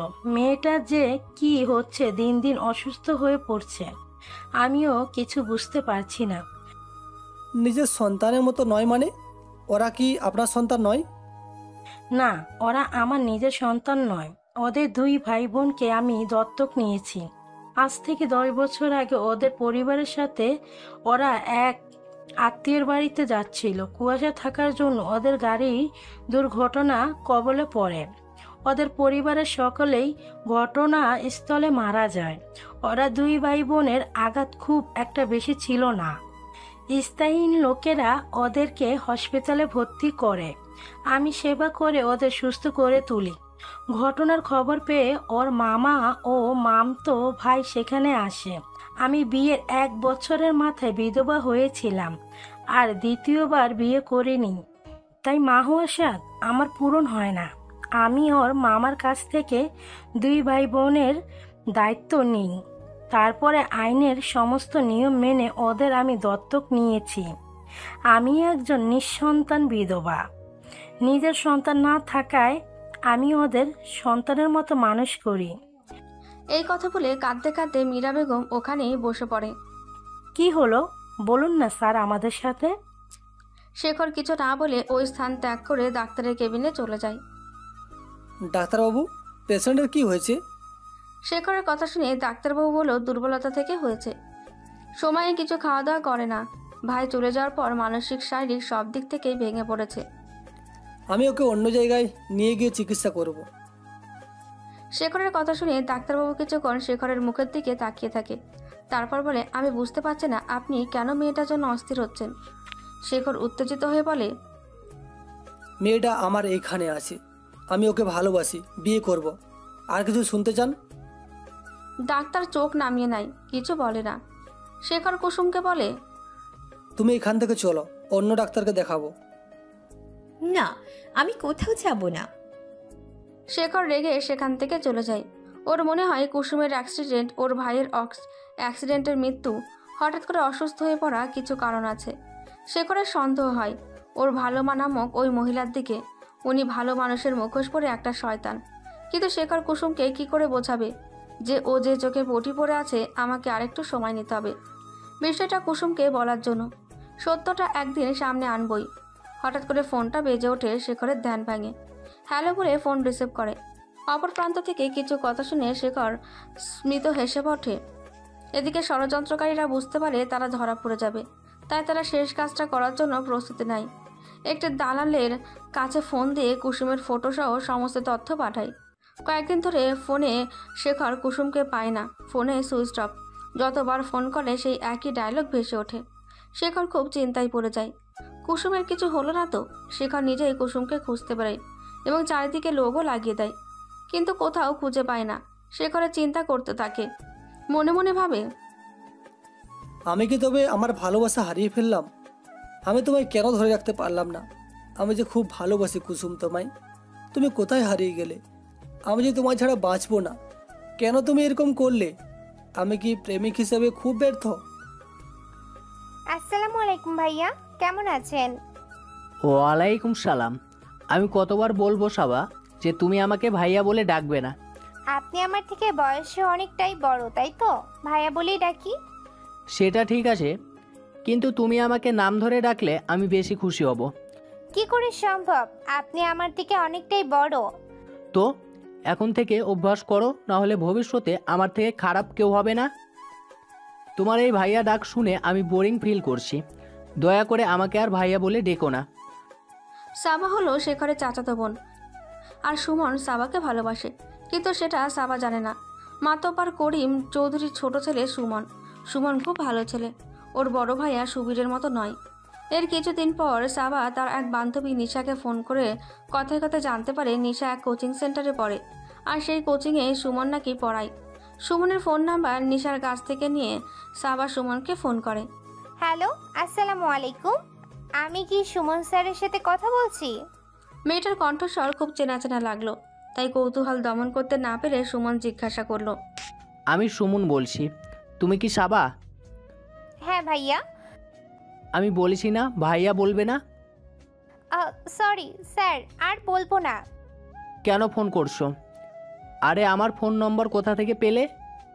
ভাইয়া সরি স্যার, আপনার ছাত্রী নিশা আমার বান্ধবী, ও যে কলেজে পড়ে আমি সেখানে অ্যাডমিশন নিতে চাইছি, তাই আপনার একটু সাহায্য লাগবে। ওই কলেজে বেশিরভাগ স্টুডেন্ট আপনার কোচিং সেন্টারে পড়ে, আমি পড়তে চাই আপনার কাছে, আপনি কি পড়াবেন আমাকে? তুমি যদি আমার কাছে পড়ো তোমাদের বাড়ির লোক আপত্তি করবে না তো? আপত্তি কেন করবে? তোমার ফ্যামিলির আর আমার ফ্যামিলির সঙ্গে সম্পর্কটা খুব একটা ভালো নয় তো? তা ঠিক কথা, তবে এক পর্যায়ে আমার দাদির সাথে আপনার দাদির খুব ভালো সম্পর্ক ছিল। সে তো অনেক দিনের কথা, সেসব এখন অতীত হয়ে গিয়েছে। তোমার শেখর ভাইয়া নাকি আমার আব্বুর জন্য ঘর ছেড়েছে। তোমার দাদি সে কথা বলে। ভাইয়া সব সময় প্রতিবাদী, যেখানে অন্যায় সেখানে প্রতিবাদ করে। আপনার বাবার কিছু কাজের ধরন ভাইয়ের পছন্দ হয়নি, তাই ভাইয়া প্রতিবাদ করেছিল। তাতে ভাইয়ের কি দোষ ছিল বলুন তো? আমি জানি আমার ভাইয়া, আমার বাবা, ওরা যে কাজটা করে আমার পছন্দ নয়। আমি ওদের থেকে সম্পূর্ণ আলাদা, তাই ওদের সাথে আমার মিল হয় না। সে কারণে বাসায় ভালো যায় না। শুধু মা অসুস্থ থাকার জন্য কিছুদিন আগে গিয়েছিলাম, ওইখানেই তোমার সাথে দেখা হয়েছে। আমি কোচিং সেন্টারে পড়াই আর ভাড়া বাড়িতে থাকি। চাকরির প্রস্তুতি নিচ্ছি। ভবিষ্যতে চাকরি পেয়ে গেলে আমি আলাদা থাকব, আর ওদের সাথে কোনোভাবে সম্পর্ক রাখবো না। ভাইয়া বললে আপত্তি আছে? স্যার শব্দে আপত্তি নেই তো? আপাতত নেই, তবে ভবিষ্যতে ওই শব্দটাও চেঞ্জ হবে। তাই কি রকম? সেটা ভবিষ্যতে বলবে। তুমি কি কলেজে অ্যাডমিশন পেয়ে গেছো? মোটামুটি ঠিক হয়ে গেছে। কবে থেকে পড়তে যাব? এই মাস তো শেষ হয়ে গেল, ওই মাসের 2 তারিখ থেকে আসবে। স্যার কত টাকা মাইনে নেবেন? আগে পড়তে বসো, কিছুদিন পর তারপর বলবো। স্যার নিশা বলছিল আপনি মাসে 1000 টাকা নেন। হ্যাঁ, ওরকমই তো নিই। স্যার আমার ক্ষেত্রে একটু কনসেশন করবেন? কেন? আমার মায়ের হঠাৎ করে শরীর খারাপ হয়, চেকআপের জন্য অনেক টাকা খরচ হয়ে গেছে, সেই কারণে বলছিলাম। ঠিক আছে, তুমি পড়া শুরু করো, তারপর দেখছি। আর আমি তোমার সাথে কত টাকা নিচ্ছি তুমিও সেই কথা কারোর সাথে শেয়ার করবে না। ঠিক আছে স্যার, রাখছি, পরে কথা বলবো। এটাও তোমার ফোন নম্বর? হ্যাঁ স্যার। সাবা ফোনটা কেটে দেয় আর সুমন মনে মনে ভাবে, আমি তো এটাই চেয়েছিলাম, তুমি আমার কাছে নিচ থেকে এসো, তুমি আমার কাছে ধরা দাও। আর বেশি দিন নেই, আর আমাকে অপেক্ষা করতে হবে না। আমি তোমায় খুব ভালোবাসি সাবা, সেই ভালোবাসার আগুনে তোমায় আমি পোড়াবো। আর আমার কাছ থেকে তোমার মুক্তি নেই, অদৃশ্য বন্ধনে তোমাকে আমি আবদ্ধ করব। এদিকে ভোরবেলা বাড়ির কাজের মেয়ের সাথে হাঁটতে বেরিয়েছিলেন 80 বছরের বৃদ্ধা রেশমা বেগম। স্টেশনের কাছে আসতেই উনি কিছু মানুষের জটলা দেখতে পায়। এগিয়ে গিয়ে দেখে একটা মেয়ে নিস্তেজ হয়ে পড়ে আছে। ওর কৌতূহল হয়, জিজ্ঞাসা করে, কি হয়েছে? মেয়েটা কি? কোত্থেকে এসেছে? ঘটনাস্থলে সকলেই নিরুত্তর। মেয়েটিকে দেখে রেশমা বেগমের মায়া হয়। সে কাজের মেয়েকে অর্ডার দেয় একটি রিক্সা ডাকতে। তারপর রেশমা বেগম মেয়েটাকে নিয়ে বাসায় যায়। বাসার সামনে এসে রেশমা বেগম চিৎকার করে বাড়ির সকল সদস্যকে ডাকতে থাকে। মায়ের চিৎকারে বাসার সকলের ঘুম ভেঙে যায়। তারা হন্তদন্ত হয়ে ছুটে আসে, আর বড় ছেলে আজাদ চৌধুরী জিজ্ঞেস করে, কি হয়েছে? সকালবেলা এত চিৎকার করছো কেন? সামনে কুসুমকে দেখতে পেয়ে সবাই একটু অবাক হয়ে যায়। মা এত সকাল সকাল এই মেয়েটাকে কোথা থেকে নিয়ে এলো? রেশমা বেগম ছোট ছেলের দিকে তাকিয়ে বলে, দ্রুত মেয়েটার চিকিৎসার ব্যবস্থা কর। কারণ তার ছোট ছেলে নিহার চৌধুরী পেশায় একজন হোমিওপ্যাথি ডাক্তার। মায়ের আদেশ পেয়ে সবাই মেয়েটাকে বাসার ভেতরে নিয়ে যায় এবং চিকিৎসার ব্যবস্থা করে। কিছুক্ষণ পর নিহাল চৌধুরী বলে, মেয়েটাকে নেশা জাতীয় কিছু খাইয়ে অজ্ঞান করে দেওয়া হয়েছে। মেয়েটা এখন ঘরের মধ্যে আছে। আমি একটা ওষুধ দিচ্ছি, কিছুক্ষণ রেস্ট নিক, তারপর স্বাভাবিক হবে। এই কথা শুনে সবাই ঘর থেকে বেরিয়ে যায়। কিছুক্ষণ পর রেশমা বেগম ঘরে ঢুকে দেখে মেয়েটা বসে আছে। জিজ্ঞাসা করে, তোমার নাম কি? মেয়েটি ফ্যালফ্যাল করে রেশমা বেগমের দিকে তাকিয়ে থাকে। খুব আস্তে বলে, আমার নাম কুসুম, কিন্তু আমি এখানে কেন? আমার ভালো মা কোথায়? কথাটা বলে কুসুম ফুপিয়ে কেঁদে ওঠে। তুমি স্টেশনে পড়েছিলে অজ্ঞান অবস্থায়, আমি তোমাকে ওখান থেকে নিয়ে এসেছি। তুমি একটু বিশ্রাম নাও, তারপর তোমার বাসার লোককে খবর পাঠাচ্ছি। কিছু খাওয়া দাওয়া করো। এরপর কুসুমকে কিছু খাবার দেয় আর ওরা ওয়াশরুমে দেখিয়ে দেয়, বলে ওখান থেকে ফ্রেশ হয়ে এসো। কুসুম খাওয়া দাওয়া করে ওয়াশরুমে ফ্রেশ হতে গেল। কিছুক্ষণ পর কুসুম ওয়াশরুম থেকে ফিরে এলে রেশমা বেগম জিজ্ঞেস করে, কি হয়েছিল তোমার? তুমি স্টেশনে এলে কি করে? আমি ভালো মায়ের সাথে মায়ের এক বান্ধবীর বাসায় যাচ্ছিলাম, আর আমার কিছু মনে নেই এখানে আমি কি করে এলাম। ঠিক আছে, তুমি রেস্ট নাও। এই কথা বলে রেশমা বেগম চলে যায়। এদিকে কুসুমের কাছ থেকে ঠিকানা নিয়ে বাসায় লোক পাঠায়, কাউকে দেখতে পায় না। কুসুমকে বলে রেশমা বেগম। তোমাদের বাসায় পাঠিয়েছিলাম, কিন্তু তোমাদের বাসায় কেউ ছিল না, তাই তুমি এখানেই থাকো। রেশমা বেগমের ছোট নাতনি সাবা কুসুমেরই বয়সী। সাবা কথাটা শুনে খুব খুশি হয়। কুসুম, তুমি আমাদের কলেজে ভর্তি হবে? আমরা দুজনে একসাথে কলেজে যাব, ঠিক আছে? খুব ভালো হবে। আমি একটা কোচিংয়ে পড়ি, তোমাকেও সেখানে ভর্তি করে দেব। আমার আর পড়াশোনা করার কোনো ইচ্ছে নেই। কেন ইচ্ছে নেই? জীবনে কিছু স্বপ্ন ছিল, অনেক বেশি প্রত্যাশা ছিল, আস্তে আস্তে সেগুলো মরে গেছে। আর নিজেরও বাঁচতে ইচ্ছে নেই, তাই স্বপ্ন দেখা ছেড়ে দিয়েছি। এত অল্পতে ভেঙে পড়ো না কুসুম, জীবনে ঝড় তো আসবেই। এ তো ঝড় নয় সাবা আপু, এ তো সুনামি, যা আমার জীবনকে এলোমেলো করে দিয়েছে। আমি সব কিছু হারিয়ে ফেলেছি, বাঁচতে ভুলে গেছি। দেখবে তোমার জীবনে এমন কেউ আসবে যার জন্য তোমার বাঁচতে ইচ্ছে করবে। আমি জানি তুমি পরিবারের সব কিছু হারিয়েছো, কিন্তু আমার বিশ্বাস আল্লাহ তোমাকে রক্ষা করবে আর তোমার স্বপ্নগুলো খুব তাড়াতাড়ি পূরণ করবে, দেখবে। এদিকে রেশমা বেগম মনে মনে ভাবে, এই মেয়েটার নাম বললো কুসুম। আজ থেকে 10 বছর আগে কুসুম বলে একটা মেয়ের সাথে আমার পরিচয় হয়েছিল এক হসপিটালে আউটডোরে। এই কুসুম সেই কুসুম নয় তো? মুখের সাথে অনেকটা মিলছে, কিন্তু কিছু বুঝতে পারছি না। ঠিক আছে, আমি লোক পাঠিয়ে দেখব সেই ঠিকানাটা কোথায় আছে, যেটা সেই কুসুম লিখে দিয়েছিল। যা ভাবা তাই কাজ। খুঁজে খুঁজে কম তার অনেক দিনের জমানো একটা বাক্স আছে, সেখানে তার স্বামীর কিছু স্মৃতি রেখে দিয়েছে। সেখান থেকে ঠিকানাটা খুঁজে পেল, তারপর সেখানে লোক পাঠালো, কিন্তু জানতে পারলো তারা কেউ বেঁচে নেই। আত্মীয় বাড়ি যাচ্ছিল, রোড অ্যাক্সিডেন্টে বাড়ির সকল সদস্যের মৃত্যু হয়েছে। শুনে রেশমা বেগমের মনটা ভেঙে গেল। সে যখন চিন্তা করলো তাহলে এই কুসুম সেই কুসুম নয়, অনেকটা তারই মতন। আমি তো আমার স্বামীকে শেখরের মধ্যে খুঁজে পাই, হয়তো সেরকম একটা ছায়া আমি এই কুসুমের মধ্যেই দেখতে পাচ্ছি। আর এদিকে শেখর, এই হসপিটালে যারা খাদ্য সরবরাহ করে তাদের নামের লিস্ট আমাকে পাঠান। আমি সতর্ক করা সত্ত্বেও আপনারা কিছু ব্যবস্থা নিচ্ছেন না। এই অন্যায় আমি আর মেনে নিব না, আমাকে চরম সিদ্ধান্ত নিতেই হবে।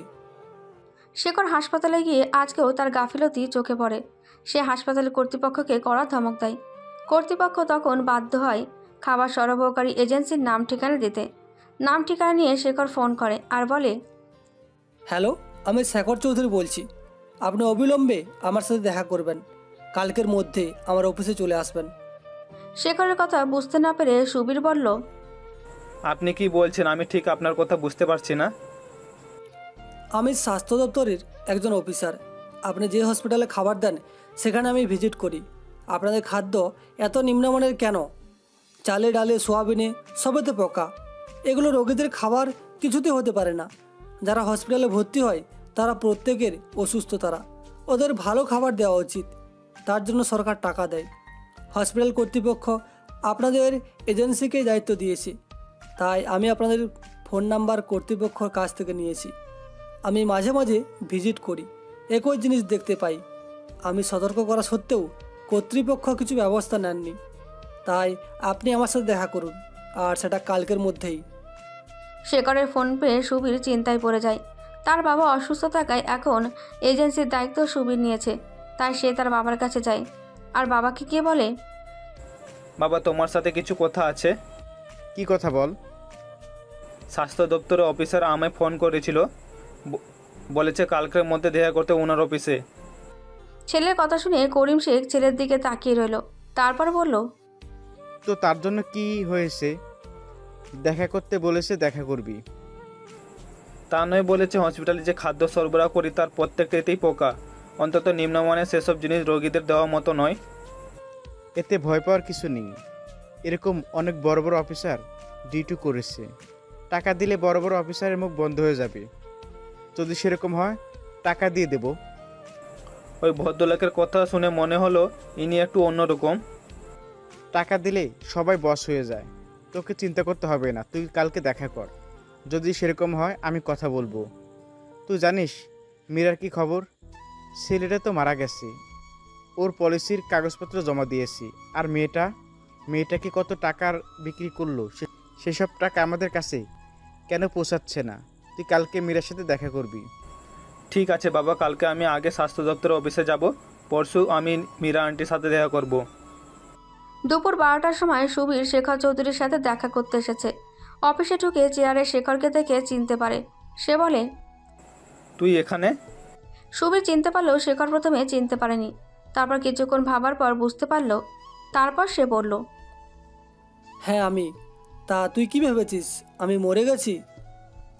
সেদিনও সেই ঘটনার পর আমি সেটাই ভেবেছিলাম তুই লজ্জায় আত্মহত্যা করবি। না রে, লজ্জায় আত্মহত্যা করিনি। সেই ঘটনার পর আমার মনে জেদ চেপে গিয়েছিল, আর এই জেদটাই আজকে সাফল্যের চাবিকাঠি। তাই তো তুই আমার কাছে এসেছিস। এবার তোকে কে বাঁচাই? সেদিন তুই আমাকে মিথ্যা অপবাদ দিয়েছিস, আর আজকে তোদের কাজকর্মের সমস্ত তথ্য প্রমাণ আমার কাছে। আজকে তোকে কে বাঁচাবে? কি প্রমাণ আছে তোর কাছে? তুই প্রমাণ চাইছিস। কত প্রমাণ দেখতে চাস? হসপিটালে এত নিম্নমানের খাদ্য সরবরাহ করছিস, তারপর তুই আবার প্রমাণ চাইছিস? তুই তো শালা তোর বাবার থেকেও বড় চিটিংবাজ। আমি হসপিটাল কর্তৃপক্ষকে বারবার সতর্ক করেছি, কিন্তু ওরা তোদেরকে অর্ডার দিত। আমি জানতে পেরেছি তুই এজেন্সির মালিক। এবার তো তোর ছাড় নেই। জানিস তো বাংলায় একটা কথা আছে, বাপেরও বাপ থাকে। শেখরের কথা শুনে সুবীর বলে, কি করবি তুই? আমার এক গাছা চুলও ছিঁড়তে পারবি না। তোর মতো অনেক অফিসারকে আমার চেনা হয়ে গেছে। সেদিন যেমন তুই ফেঁসে গেছিলি, আজকেও ফেঁসে যাবি। তোর এই চাকরি থাকবে না, তার জন্য তুই তৈরি হ। সুবীরের কথা শুনে শেখর রেগে যায় আর বলে, তুই আমার সাথে চ্যালেঞ্জ করছিস? তুই তো লাস্ট বেঞ্চে বসার ছেলে, তুই আর কি করবি? তবে আমিও তোকে বলছি, অনেক পরিশ্রম করে চাকরি আমি পেয়েছি, আর তোদের মতো পাপীদের জব্দ করার জন্যই এই চাকরি আমি পেয়েছি। যদি 72 ঘন্টার মধ্যে তোকে আমি হাজতবাস না করাই, তাহলে আমার নাম শেখর চৌধুরী নয়। আমি এই চাকরি ছেড়ে দেব। বাড়িতে এসে সুবীর তার বাবাকে বলে, বাবা, কালকে আমি স্বাস্থ্য দপ্তরের অফিসারের সাথে দেখা করতে গেছিলাম। সুবীরের কথা অতটা গুরুত্ব না দিয়ে করিম শেখ টিভি দেখছিল। বাবার এই কাজে সুবীর বিরক্ত হয়, আর সে বলে, বাবা, আমি তোমায় কি বলছি তুমি শুনতে পাচ্ছ না? তুমি টিভি দেখেছো? এবার আমাদের জেলে যেতে হবে, তার জন্য তৈরি থাকো। ছেলের কথা শুনে করিম শেখ রেগে যায় আর বলে, তুই কি আমার সাথে মজা করছিস? তোমার সাথে কি আমার মজার সম্পর্ক যে আমি তোমার সাথে মজা করব? না, আমি তোমার সাথে মজা করছি না। তাহলে এই কথা বলছিস কেন? বাবার কথা শুনে সুবীর কিছুক্ষণ চুপ করে বসে রইল। তারপর বলল, আজকে আমি স্বাস্থ্য দপ্তরের অফিসে গেছিলাম। কথাটা শেষ করতে দিল না, তার আগেই করিম শেখ বলল, কত টাকা চেয়েছে? আরে টাকা টাকা তো পরের কথা। তুমি জানো এই অফিসারকে? না বললে জানবো কি করে? তোমার ওই পাড়ার চৌধুরীর ছেলে শেখরকে মনে আছে? ছেলের কথা শুনে করিম শেখ কিছু মনে করার চেষ্টা করলো। তারপর মনে করার পর বলল, ও, এই আজাদের ছেলেটা, তা কি হয়েছে? ওই শেখর স্বাস্থ্য দপ্তরের নতুন অফিসার। ওই এখন দায়িত্ব আছে এই ব্লকে হসপিটালে ভিজিট করছে। ছেলের কথা শুনে করিম শেখ খুব চিন্তায় পড়ে গেল। তারপর বলল, সেদিনের ছেলেটা আজকে এত বড় অফিসার হয়ে গেল, তোকে কি বলেছে? আমাকে চ্যালেঞ্জ করেছে 72 ঘন্টার মধ্যে আমাদেরকে জেলে ঢোকাবে, তা না হলে ওর নাম শেখর চৌধুরী নয়। এত বড় কথা তুই কিছু বললি না? কি বলবো? আবার কি বলছো জানো? তোমাদের মতো পাপীদের শাস্তি দেওয়ার জন্য আমি অফিসার হয়েছি। আল্লাহ আমাকে এই পথে দিয়েছে, তাই আমি অনেক কঠিন পরিশ্রম করে আজ এই জায়গায় এসেছি। সুবীরের মুখ থেকে এসব কথা শুনে করিম শেখ চুপ করে বসে থাকে। তারপর সুবীরকে বলে, মীরার সাথে দেখা করেছিস? মীরা কি বলল? আর তোমার মীরা এখন এই সমস্যা কিভাবে মিটবে সেটা নিয়ে তুমি ভাবো। ছেলের কথা শুনে করিম শেখ বলল, আর কি ভাববো? জমিদারের জন্য এবার টাকা রেডি করতে হবে। ওর দাদু ছিল এরকম, ছেলেটাও দাদুর মতো হয়েছে। আর দাদু আমার নামে থানায় এফআইআর করেছিল, কিন্তু প্রমাণ না থাকায় উনি কিছু করতে পারেনি। এই ছেলে মনে হয় আমাদের ছাড়বে না। শেষ বয়সটা মনে হয় আমাদের জেলেই কাটাতে হবে। জেলে যেতে হয় তুমি যাবে, আমি যাব না। আরে তুই তো বর্তমানে এজেন্সির মালিক, আমি তো তোর নামে করে দিয়েছি। তোর ভাইকে তো কিছু দেইনি। কে বলেছিল আমার নামে করে দিতে? ও এখন বলছিস কে কি করে দিতে বলছে আমার নামে? আর তখন তো বেশ বাবার মাথায় হাত বুলিয়ে ভাইকে ঠকানোর জন্য এটা আমার নামে করে দাও, ওটা আমার নামে করে দাও। আর এখন কে বলেছে আমার নামে করে দিতে? আমি কিছু চাই না, আমি জেলে যেতে পারবো না। শুনেছি খুব কষ্টের জীবন, তোমার জন্য এসব সহ্য করতে হচ্ছে আমাকে। ও এখন আমার জন্য সহ্য করতে হচ্ছে? তুই তো শেখরকে ফকির করে দিয়েছিস। তোর কি দরকার ছিল সেই মেয়েটাকে হাত ধরে টেনে নিয়ে যাওয়া? সেদিন থেকেই তো শেখর তোর কাজের প্রতিবাদ করেছে। সেই ঘটনার কথা তোর মনে আছে? শেখর আমার মাথা ফাটিয়ে দিয়েছিল, ইট মেরে 4টে সেলাই হয়েছিল। তোর কথা মতো শেখরকে স্কুলে ফাঁসানো হয়েছিল, মনে আছে সে কথা? শেখর যথেষ্ট মেধাবী ছেলে ছিল। স্কুলের স্যারেরা কম বেশি সকলে ওকে পছন্দ করত, কিন্তু ওর জন্য আমি স্যারদেরকে অনুরোধ করেছিলাম যাতে শেখরকে স্কুল থেকে তাড়িয়ে দেওয়া হয়। আর আজকে বলছি সব তোমার জন্য হয়েছে। তোর কি কিছু দোষ নেই? কিছুদিন পর পুলিশ করিম শেখ ও তার বড় ছেলে সুবীর শেখকে অ্যারেস্ট করে। কথাটা চারিদিকে ছড়িয়ে পড়ে। করিম শেখের স্ত্রী কাঁদতে কাঁদতে তার ছোট ছেলে সুমনকে ফোন করে। সুমন বলে, ঠিকই আছে, তুমি কান্নাকাটি করো না। তারপরই সাবা সুমনের কাছে পড়তে যায় আর গিয়ে বলে, স্যার, আপনি তো শুনেছেন আপনার বড় ভাইও বাবাকে পুলিশ অ্যারেস্ট করেছে।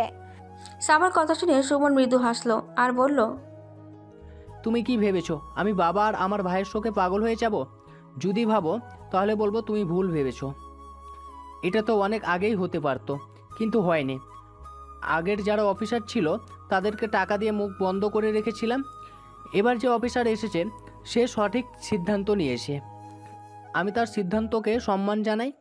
আমার বাবা হতে পারে, আমার বড় ভাই হতে পারে, কিন্তু যে অপরাধ করেছে তার শাস্তি হওয়া উচিত। হ্যাঁ, চারিদিকে আলোচনা করছে যে নতুন অফিসার হয়েছে, সে নাকি খুব সাহস এক যুবক। এর আগে কেউ আপনার ভাইয়া ও বাবার বিরুদ্ধে পদক্ষেপ নিতে সাহস দেখায়নি, এই ব্যক্তি নিয়েছে। তুমি কি জানো সাবা, যে অফিসার হয়ে এসেছে সে আর কেউ নয়, তোমার চাচাতো ভাই শেখর। সুমনের কথা শুনে সাবা চমকে যায় আর বলে, তাই নাকি?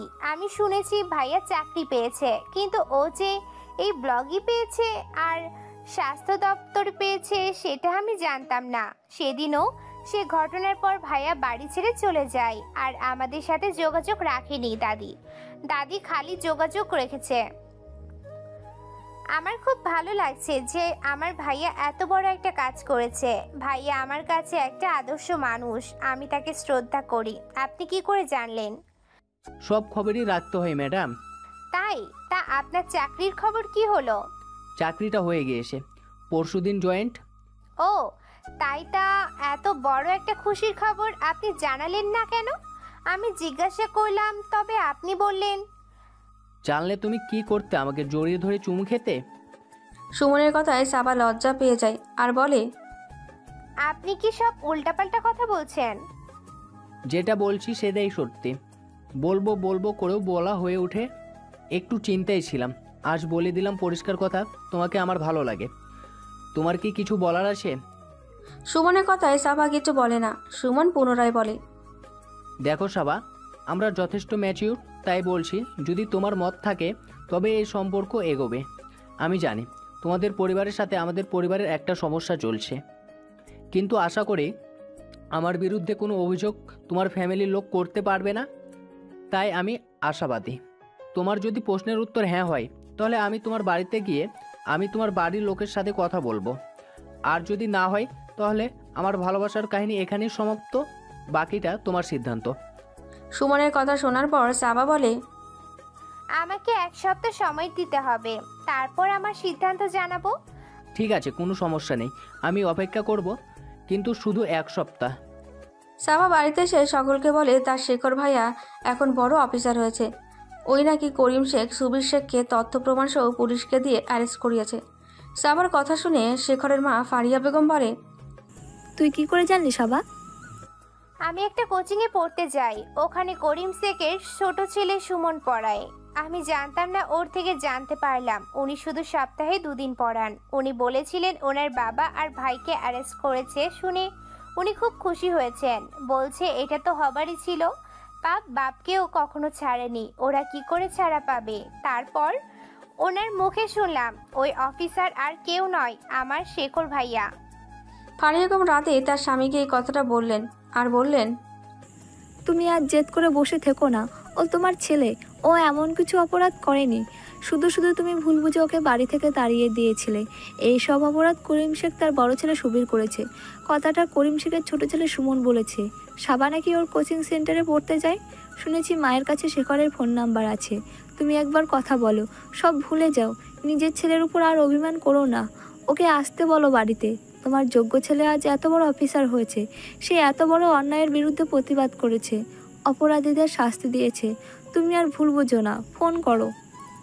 এতক্ষণ স্ত্রীর কথাগুলো মন দিয়ে শুনল আজাদ চৌধুরী। তারপর বলল, ঠিক আছে, আমি মায়ের কাছে যাচ্ছি আর শেখরকে ফোন করছি। ভুল যখন আমি করেছি আমাকে ভুল সংশোধন করতে দাও। তারপর আজাদ চৌধুরী তার মায়ের কাছে গেল। দেখলো তার মা কোরআন পাঠ করছে। কিছুক্ষণ বসে অপেক্ষা করলো। তারপর কোরআন পাঠ শেষ হয়ে গেলে রেশমা বেগম ছেলেকে জিজ্ঞাসা করে, হঠাৎ আমার রুমে, কিছু বলবি? শেখরের ফোন নাম্বার আছে তোমার কাছে? হ্যাঁ আছে তো, তা তোর কি দরকার? আমার দরকার আছে, আমি ওর সাথে কথা বলবো, তুমি নাম্বারটা আমায় দাও। এতদিন পর হঠাৎ তোর কি দরকার হলো? যখন ওকে ভুল বুঝে বাড়ি থেকে তাড়িয়ে দিয়েছিলিস তখন মনে ছিল না? তুই তো বাবা, নিজের ছেলেকে চিনতে পারলি না?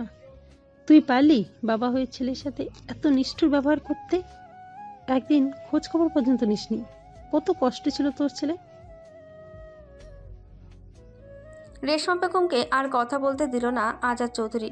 তার পায়ের কাছে এসে বলল, অনেক বড় ভুল করে ফেলেছি মা, আমায় ক্ষমা করে দাও। যেভাবেই হোক শেখরকে ফিরিয়ে আনতেই হবে। যদি সেরকম হয় আমি ওর পায়ে পর্যন্ত ধরব। ওর পায়ে ধরে আর ওকে অপরাধী বানাস না। আমি ফোন নাম্বার দিচ্ছি, এমনকি ও যেখানে থাকে তার ঠিকানা পর্যন্ত দিচ্ছি। সবচেয়ে ভালো হয় ফোন না করে তুই বৌমা যদি ওখানে চলে যাস, একবার সাথে করে ওকে নিয়ে আসবি। ঠিক আছে মা, তাই হবে। কথা মতো তার পরের দিন ফারিয়া বেগমকে নিয়ে আজাদ চৌধুরী শেখরের কাছে যায়। সেদিন রবিবার ছিল, সেদিন অফিস ছিল না। কলিং বেল বাজতে শেখর দরজা খুলে দেয়। সামনে বাবা মাকে দেখতে পেয়ে সে একটু অবাক হয়ে যায়।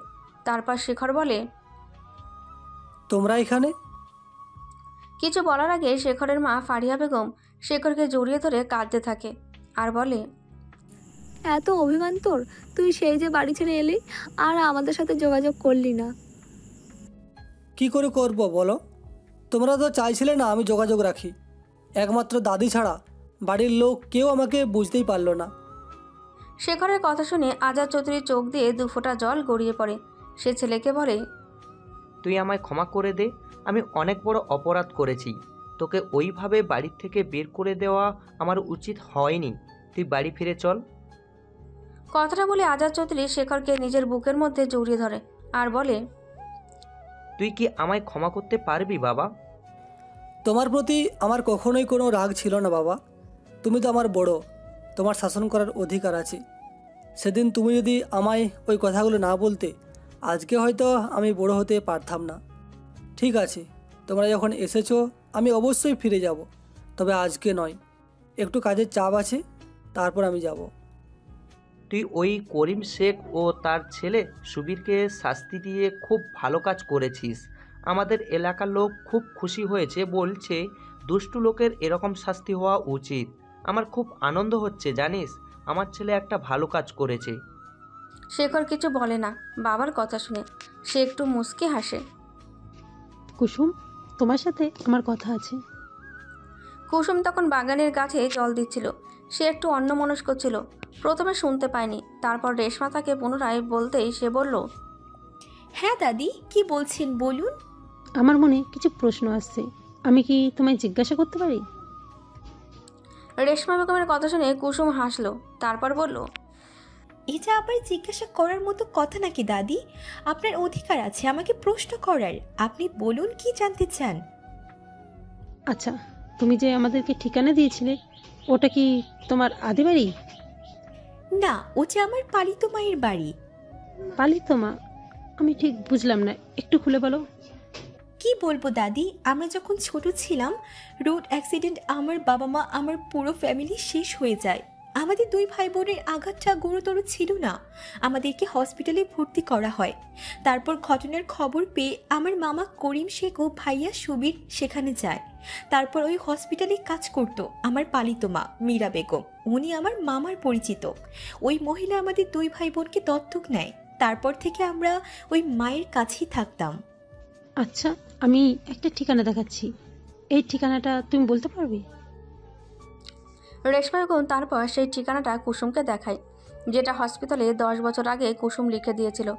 ঠিকানাটা দেখে কুসুম চিনতে পারে আর বলে, হ্যাঁ দাদি, এই ঠিকানাটা আমি তো লিখে দিয়েছিলাম আজ থেকে 10 বছর আগে। হসপিটালে এক মহিলা আমার কাছে চেয়েছিল।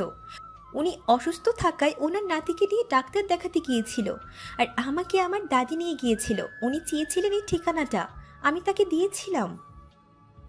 কুসুমের কথা শুনে রেশমা বেগম কুসুমকে জড়িয়ে ধরে আর বলে, আল্লাহর এটা ইচ্ছে ছিল।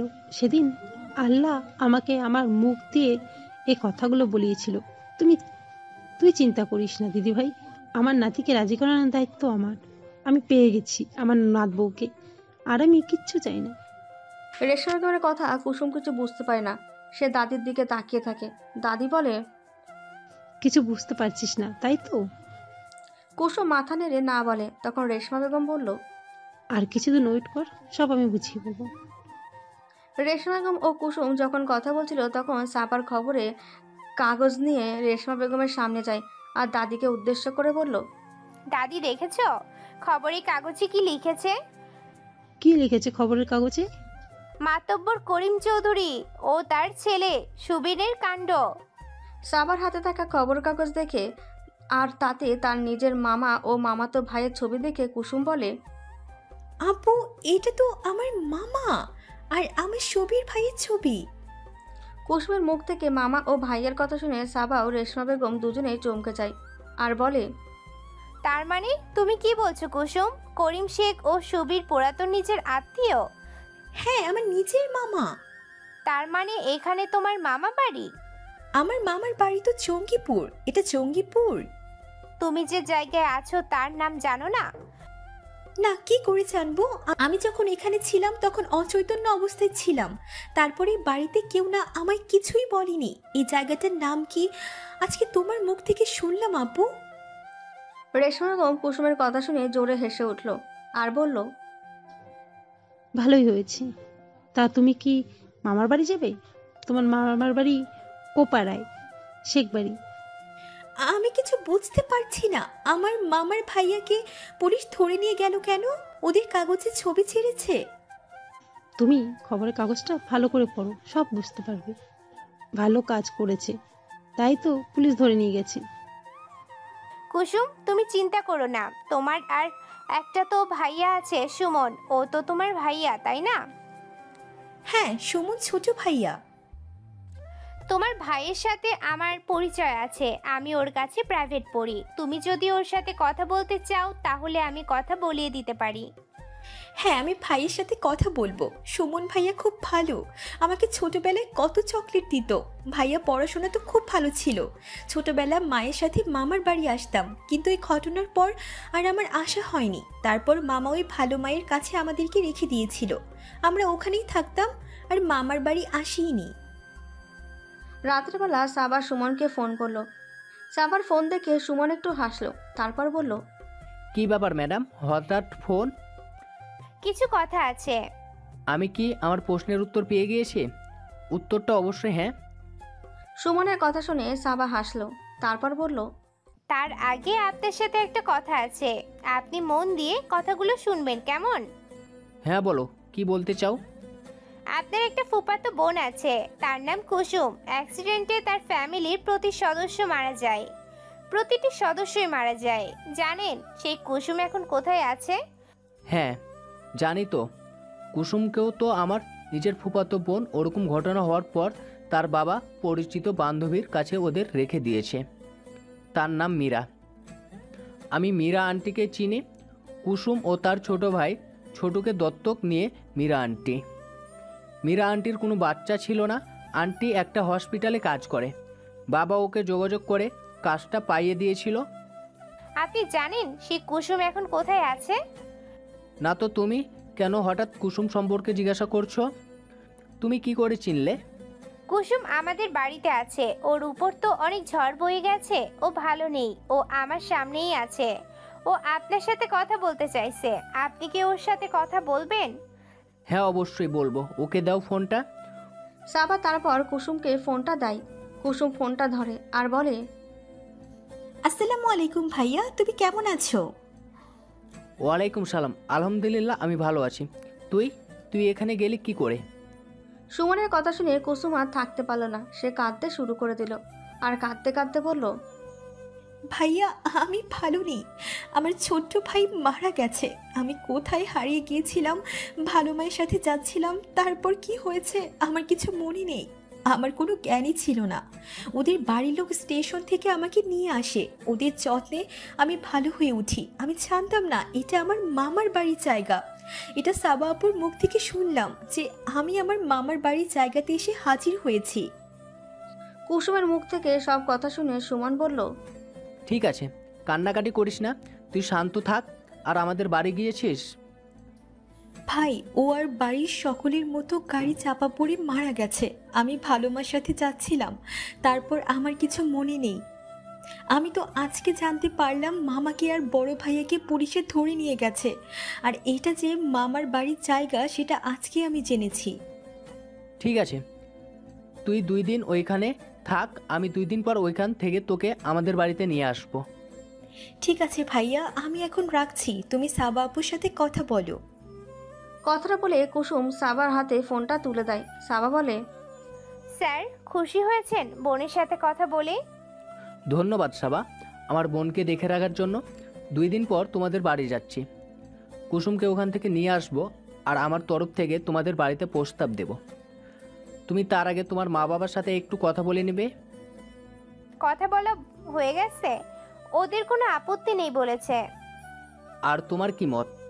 এতক্ষণ কথা বলে কি বুঝলেন? ও বুঝতে পেরেছি। কি বুঝতে পেরেছেন? আমার মধ্যে যে অনুভূতি আসছে, তোমার কি রিয়াকশন?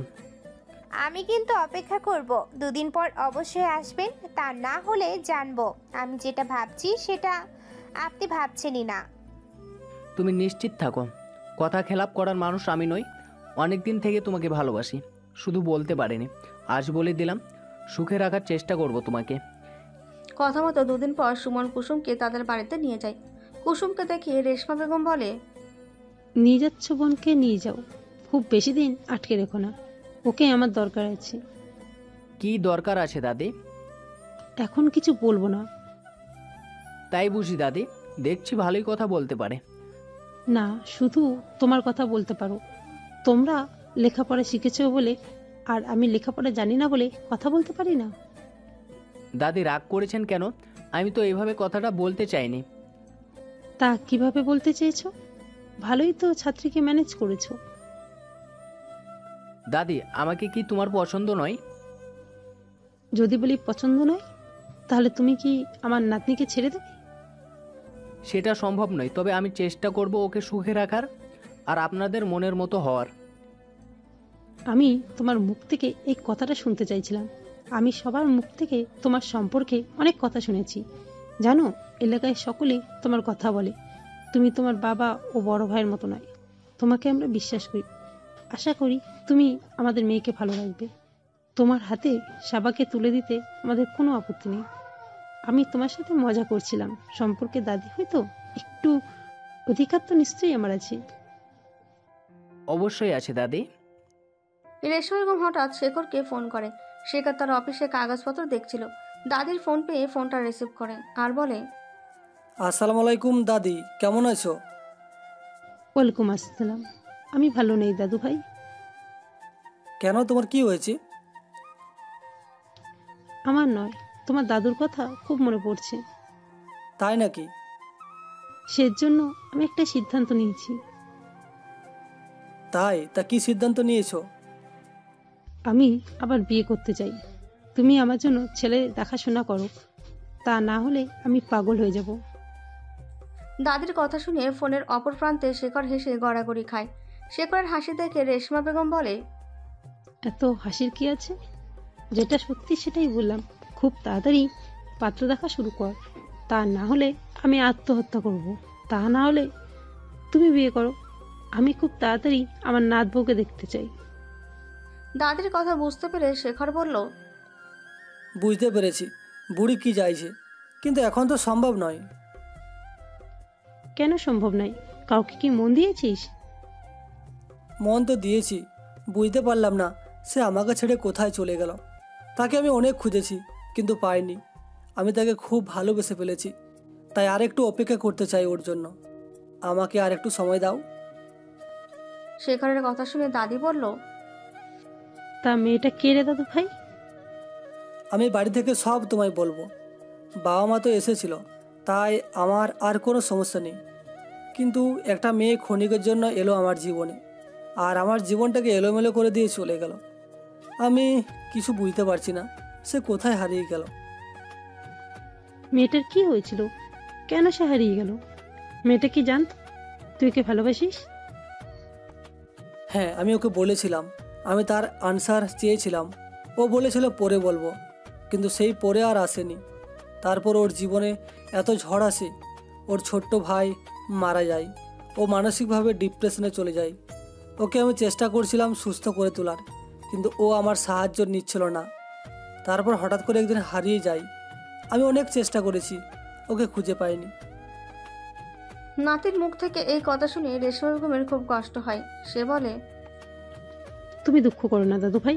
তোমার ভালোবাসা যদি সত্যি হয়, ও তোমার জীবনে ফিরে আসবে। আল্লাহ ভরসা। মন থেকে কাউকে চাইলে আল্লাহ কখনো তাকে বঞ্চিত করে না। আমার আল্লাহর প্রতি দৃঢ় বিশ্বাস আছে, তোমার ভালোবাসা অবশ্যই তোমার জীবনে ফিরে আসবে। আর শুনেছিস তো সুমনের সাথে সবার বিয়ে ঠিক হয়েছে? সুমন? কে সুমন? ওই যে শয়তান করিম শেখের ছোট ছেলে। ছেলেটা ভালো, ভালো বেতনে চাকরি করে। ও বাড়িতে থাকে না, যেখানে চাকরি করে সেখানেই থাকে। ওর বাবা ওর বড় ভাইয়ের কাজে ও খুশি নয়, তাই ও বাড়িতে থাকতো না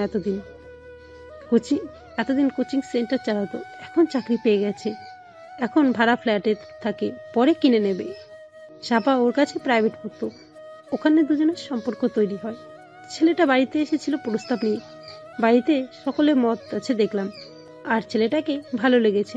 তুই তো জানিস ছেলেটাকে। হ্যাঁ, আমি সুমনকে চিনি।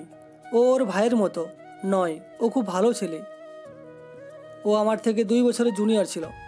পড়াশোনাতে যথেষ্ট মেধাবী ছিল সে। তাও কি চাকরি করে এখন? কি ইনকাম ট্যাক্স না কথাই সবা বলছিল, আমি ঠিক জানি না। ইনকাম ট্যাক্স তো ভালো চাকরি। তা কবে বিয়ে ঠিক করলে?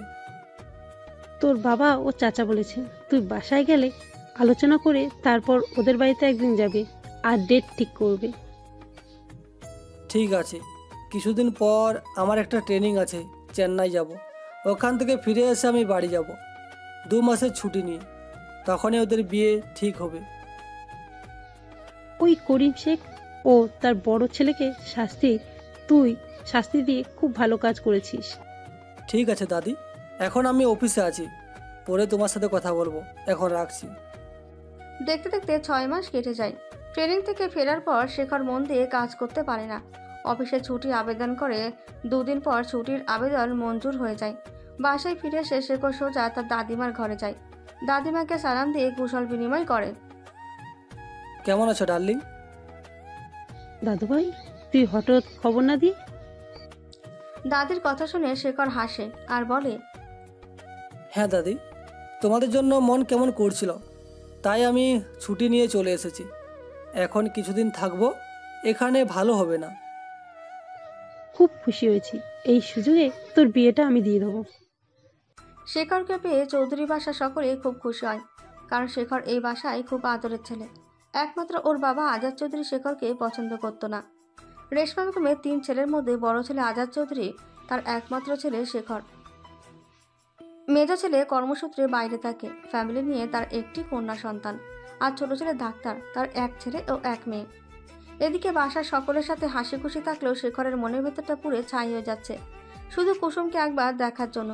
কিছুতেই ভুলতে পারছে না। হঠাৎ করে শেখরের বিয়ের জন্য পাত্রী বাড়ির লোক শেখরদের বাসায় আসে শেখরকে দেখতে।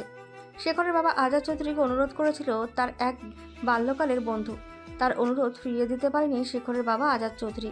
তাই শেখর বাসায় আসার সাথে সাথে সে তার বন্ধুকে বলেছিল মেয়ের বাসার লোককে বাসায় আসার জন্য। এই ঘটনায় শেখর খুব রেগে যায়, তবুও কারোর সামনে কিছুই বলে না। মেয়ের বাড়ির সামনে খুব স্বাভাবিকভাবে তাদের প্রশ্নের উত্তর দেয়। রাতে ডিনার টেবিলে বাড়ির সকলে উপস্থিত হলে শেখর দাদির উদ্দেশ্যে বলে, মেয়ে বাড়ির লোককে জবাব দিয়ে দাও, এই মুহূর্তে আমার পক্ষে বিয়ে করা সম্ভব নয়। শেখরের কথা শুনে একমাত্র রেশমা বেগম ছাড়া বাড়ির প্রত্যেকেই হতভম্ব হয়ে যায়। শেখরকে তার মা ফারিয়া বেগম বলে, তোর কি অসুবিধা? তুই কি কাউকে ভালোবাসিস? তুই কেন বিয়ে করবি না? হঠাৎই শেখরের দাদুদি রেশমা বেগম বলে ওঠে, কিছুদিন আগে ফোন করে তুই একটা মেয়ের কথা বলেছিস, তাকে কি তুই খুঁজে পেয়েছিস? শেখর প্রশ্নের উত্তর দেবে তার আগেই দেখে সাবা কুসুমের হাত ধরে খাবার টেবিলের দিকে এগিয়ে আসছে। কুসুমকে দেখে শেখর থমকে যায়। শেখরের দৃষ্টি লক্ষ্য করে সবাই কুসুমের দিকে তাকায়। শেখরের মা ফারিয়া বেগম বলে ওঠে, ওর নাম কুসুম। তোর দাদিমা ভোরের বেলা হাঁটতে গিয়েছিল। কুসুম অচৈতন্য অবস্থায় স্টেশনে পড়েছিল। তোর দাদিমাই ওকে বাসায় নিয়ে আসে। তারপর থেকে ও এখানেই আছে। তার মাঝে আমরা ওর বাড়ির ঠিকানায় লোক পাঠিয়েছিলাম, কিন্তু সেইখানে কেউ ছিল না। তাই কুসুম বাসায় ফিরতে চাইলেও বাসায় কেউ না থাকার জন্য আমরা ওকে যেতে দিইনি। ও এখন আমাদের এইখানেই থাকে। কুসুম শেখরকে দেখে চিনতে পারে এবং কেঁদে ওঠে আর জিজ্ঞাসা করে, আমার ভালো মা কোথায়? উনি কেমন আছে? আপনি কি কিছু জানতে পারলেন ওনার ব্যাপারে? কুসুমের এই প্রশ্নে শেখর রেগে যায়। খাবার টেবিল থেকে উঠে পড়ে এবং চিৎকার করে বলে, তুমি ওই শয়তান মহিলার কথা বলবে না। ও ভালো মায়ের নামে কলঙ্ক। উনি মা হওয়ার যোগ্যতা রাখে না। শেখরের এই কথায় বাড়ির সকলে শেখরের দিকে তাকায়। ওর দাদি রেশমা বেগম বলে ওঠে, দাদু ভাই? খুব ভালো করে চিনি। তারপর দাদির দিকে তাকিয়ে বলে, দাদি ফোনে তোমাকে যে মেয়েটার কথা বলেছিলাম না, এই সেই মেয়ে কুসুম। এই মেয়েকে তোমার নাতি ভালোবাসে। আজ কতদিন ধরে এই মেয়েটাকে পাগলের মতো খুঁজছি আমি, আর ও এখানে। শেখরের কথা শুনে ওর মা বলে, কি হয়েছে বাবা? ঘটনাটা একটু খুলে বল। দুর্ঘটনায় কুসুমের পরিবার সবাই মারা যায়। কুসুমের ভাই আর কুসুমকে ভালো মা নামক ওই মানুষটা দত্তক নেয়, কিন্তু ওর পেছনে ওনার একটা নোংরা উদ্দেশ্য ছিল। আমাদের গ্রামের মাতব্বর করিম শেখ ও সুবীর এই ষড়যন্ত্রে যুক্ত। ওদের দুই ভাই বোনের নামে কয়েক লক্ষ টাকার জীবন বীমা পলিসি করেছে। প্রথমে কুসুমকে বারবার বিপদের মুখে ফেলার চেষ্টা করেছে, কিন্তু ব্যর্থ হয়। কিন্তু ওর ভাইকে আটকাতে পারেনি। তাকে গাড়ি অ্যাক্সিডেন্ট করিয়ে সেই পলিসি টাকা নিজেদের কবজায় নেয়। কুসুমকে নারী চক্রের দালালের কাছে বিক্রি করে দেয়। আমার প্রথমেই ওর ভালো মেয়ের দিকে সন্দেহ হয়, কিন্তু বিষয়টা পরিষ্কার করার জন্য আমি কয়েকজন লোক লাগিয়ে দিই। তার থেকে উঠে আসে এই একটা বিরাট ষড়যন্ত্র। ওই মহিলা আসলে করিম শেখের রক্ষিতা। ওই মহিলা এখন জেলে। করিম শেখ ও সুবীরও এখন জেলে আছে। শেখরের এই কথা শুনে কুসুম চিৎকার করে কেঁদে ওঠে। শেখরের মা কুসুমকে এসে ধরে ফেলে, সান্ত্বনা দিতে থাকে। বাড়ির প্রত্যেকে এই ঘটনা শুনে স্তম্ভিত হয়ে যায়, আর সাবা কুসুমকে নিয়ে নিজের রুমে যায়, কারণ কুসুম সাবার সাথে সাবার রুমেই থাকে। রাতে শেখর সাবাকে বলে কুসুমকে নিয়ে ছাদে আসতে। চলো কুসুম, ঘুম আসছে না, ছাদে যাব। আজ পূর্ণিমা, খুব ভালো চাঁদ উঠেছে। চলো আমরা জ্যোৎস্না বিলাস করব। ছাদে গিয়ে শেখরকে দেখতে পেয়ে কুসুম সেখান থেকে চলে আসতে চায়। শেখর কুসুমের হাতটা ধরে ফেলে আর সাবাকে ইশারা করে সেখান থেকে চলে যেতে বলে। এখানে বলে রাখা দরকার, কুসুমের ভালো মায়ের সাথে কুসুম ভালো মায়ের বান্ধবীর বাড়িতে যাচ্ছিল। ওই দিনই ওকে একটা নেশা জাতীয় ওষুধ খাইয়ে দেওয়া হয়। দালালের হাতে তুলে দিয়ে কুসুমের মা সেখান থেকে চলে আসে। দালালে যে ছেলেগুলো কুসুমকে নিয়ে ট্রেনে করে যাচ্ছিল, সেই ট্রেনে পুলিশ ওঠে। পুলিশকে দেখে তারা ভয় পেয়ে পরের স্টেশনে কুসুমকে নামিয়ে দিয়ে তারা আবার সেই ট্রেনে চলে যায়। পরের ঘটনা আমরা সকলেই জানি। তুমি জানো কুসুম, আমি তোমাকে কত খুঁজেছি। তোমাকে না পেয়ে আমি পাগলের মতো হয়ে গেছি। কাজে মন আসে না, আমার সব দিক শূন্য মনে হয়। আমি দিশেহারার মতো হয়ে গেছি। আর তুমি? আমি কিছু জানি না। আমি তোমাকে কি প্রস্তাব দিয়েছিলাম তোমার মনে আছে? না, আমার কিছুই মনে নেই। আমি একজন অসহায়, আমার কোনো ঠিকানা নেই। আমাকে আর বিরক্ত করবেন না। আপনার বিয়ে ঠিক হয়ে গেছে। আপনি আপনার বাড়ির লোকের পছন্দের মেয়েকে বিয়ে করে নিন। কুসুমের কথা শুনে শেখর হেসে ওঠে আর বলে, আমার পছন্দ তো তুমি। আমি বাসার সকলের সাথে কথা বলবো, তারাও নিশ্চয়ই তোমায় পছন্দ করে কোনো আপত্তি করবে না, তুমি চিন্তা করো না। বলে শেখর কুসুমকে জড়িয়ে ধরে। কুসুমও যেন একটা আশ্রয় খুঁজছিল। সে আর আপত্তি করে না, সেও শেখরকে জড়িয়ে ধরে। পরের দিন সকালবেলা শেখর কুসুমের হাত ধরে দাদিমার কাছে যায়, কারণ এই বাড়ি দাদিমার কথায় শেষ কথা। তোমার নাত বউকে পছন্দ হয়েছে দাদিমা? আমি বুঝতে পারছি না, বিয়ের আগেই ও শ্বশুরবাড়ির ঠিকানা পেল কোথায়? আমাকে তো বিয়ের পর তোর দাদাজি এই ঠিকানায় নিয়ে এসেছিল।